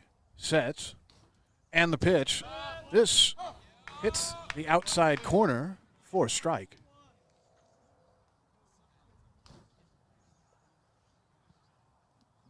Count even.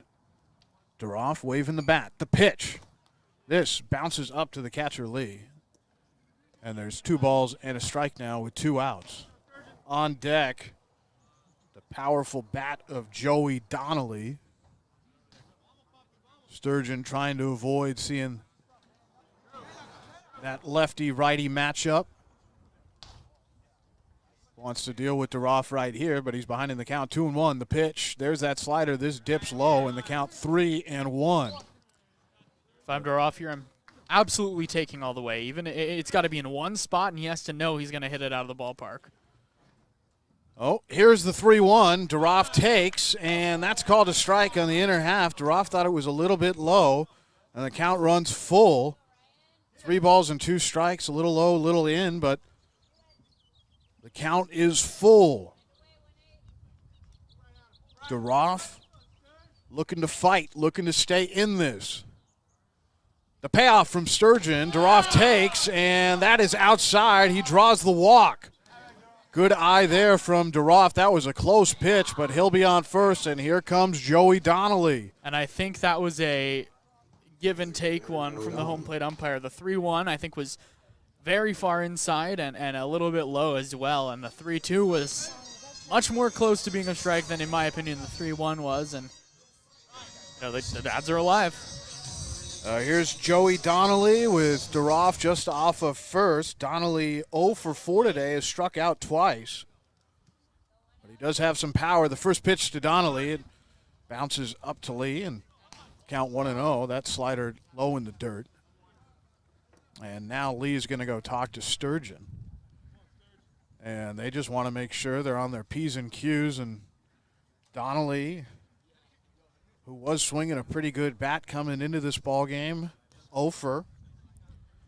But he does have 4 home runs, 15 RBIs, and a real dangerous matchup for the righty Sturgeon, as Donnelly just has so much power. And even with the wind kind of swirling out there in the outfield, he could give the Crawdads a good result here with 2 away. But he's ahead 1-0. Well, Joey Donnelly's 0 for just means he's due. Well, he is due. Going to try to make up for that here.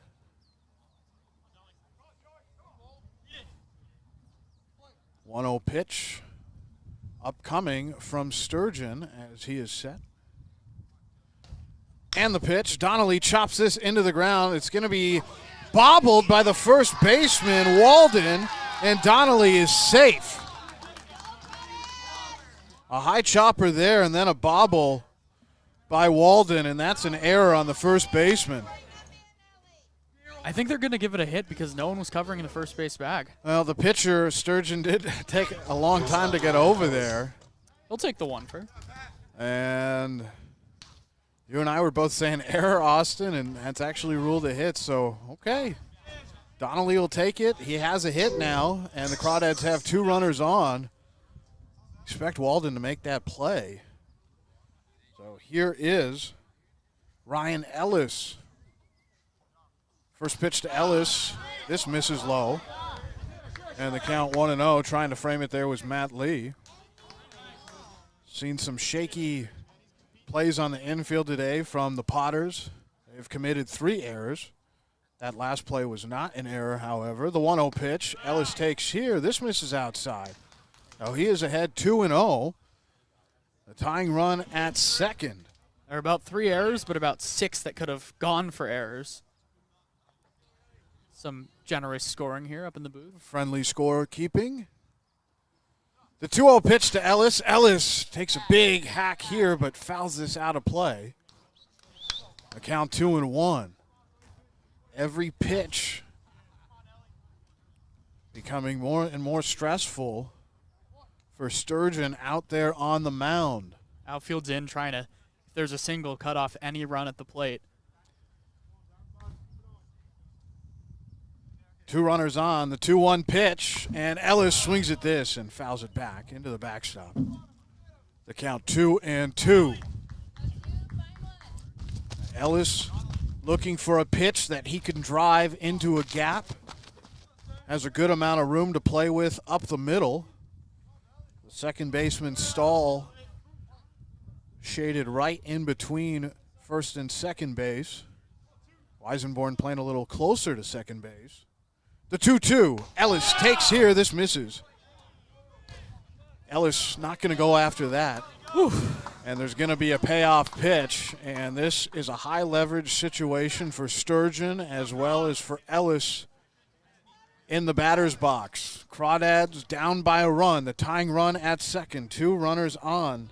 DeRoff at second base. Donnelly over at first. Ellis going to see a pitch here.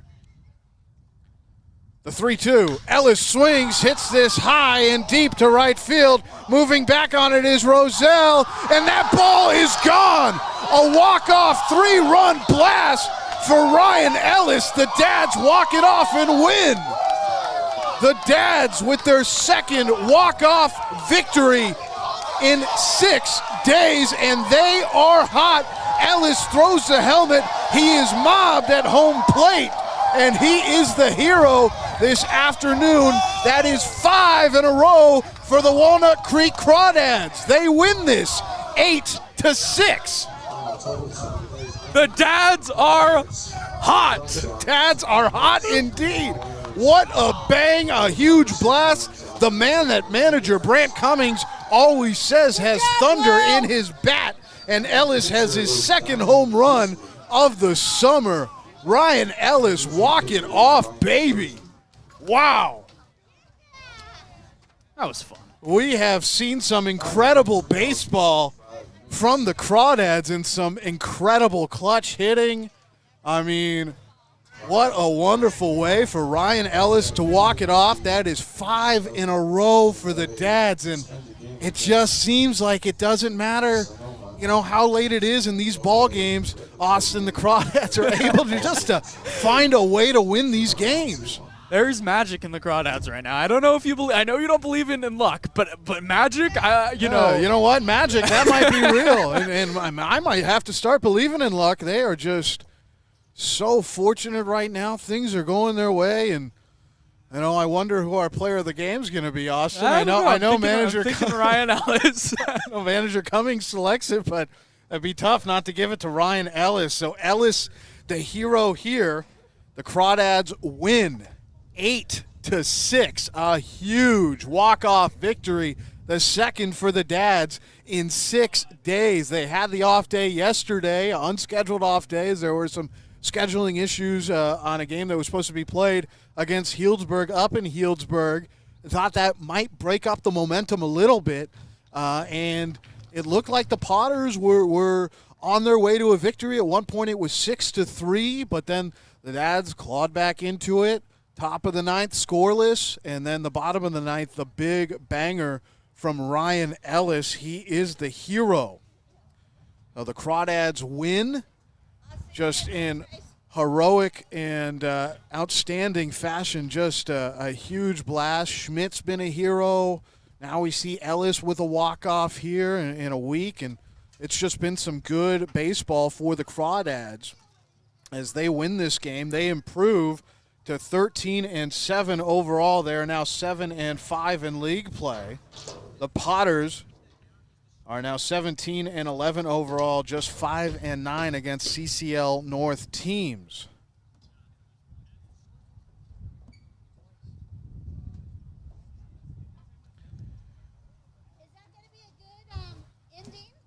The winner today, Diamond Loosely, was able to come in and keep the Crawdads in it and pitch a scoreless ninth, which was so huge. And the loser will be Ryan Sturgeon, who blows the save and gets a loss. So tough way to go if you're Sturgeon and the Potters. The Crawdads will be back at it tomorrow against the Stompers. A game being resumed. That was a 12-inning game, ended after 12 innings. Not officially ended, but had to be postponed because of the issues with how long games can run in the CCL. Any given night, it was getting about 11 o'clock that night up in Sonoma. But that game will be finished at 12 p.m. tomorrow. Hope to see you here. And then the regularly scheduled ball game should have first pitch right around 1 o'clock. And that'll be, of course, in Danville, California at Monte Vista. Want to update you around the league. What else is going on in the CCL? Arroyo Seco was in action, and they are still playing. It's the top of the fifth. Arroyo Seco leads the home team, Santa Barbara Foresters, 5-3. Healdsburg ahead at Recreation Park in Healdsburg, 8-5 against the San Francisco Seals. That's a non-CCL game. In the top of the fourth, the Conejo Oaks lead the San Luis Obispo Blues 8-1, so a bit of a surprise there. At Sinsheimer Park, San Luis Obispo usually pretty good at home. The OC Riptide are visiting the Academy Barons in Compton, California at the MLB Urban Youth Academy. It's 4-1 OC Riptide. And the Sonoma Stompers and the Solano Mudcats in a close one-run ball game in the top of the sixth up at Arnold Field in Sonoma, California. Sonoma leads 3-2. So today's winner is Diamond Loosely. Does a very good job, gets his second win of the summer. First win was on June 28th against the Mudcats, and then gets a win here. And the loser is Ryan Sturgeon, who is now 0-1, and ERA is going to jump a little bit, and he also has a blown save, so a tough way to go for Ryan Sturgeon. But Ryan Ellis, the real story of this game, he came into that at-bat 0-4 and then hits a monstrous 3-run home run to give the Crawdads an 8-6 victory here in Danville, California. Final line score, today's ball game, the Crawdads with 8 runs, 10 hits, no errors. Real good sign there defensively for them. For the Potters, 6 runs, 8 hits, 3 errors. So a really exciting ball game all around. Another walk-off win, the second one in 6 days for the Dads. For Austin Oda, I'm Alon to say, thanks for joining us, everybody. Hope you enjoyed the game. It was a heck of an ending, and we hope to see you here tomorrow at 12 p.m. from Danville, California. Good night, everybody.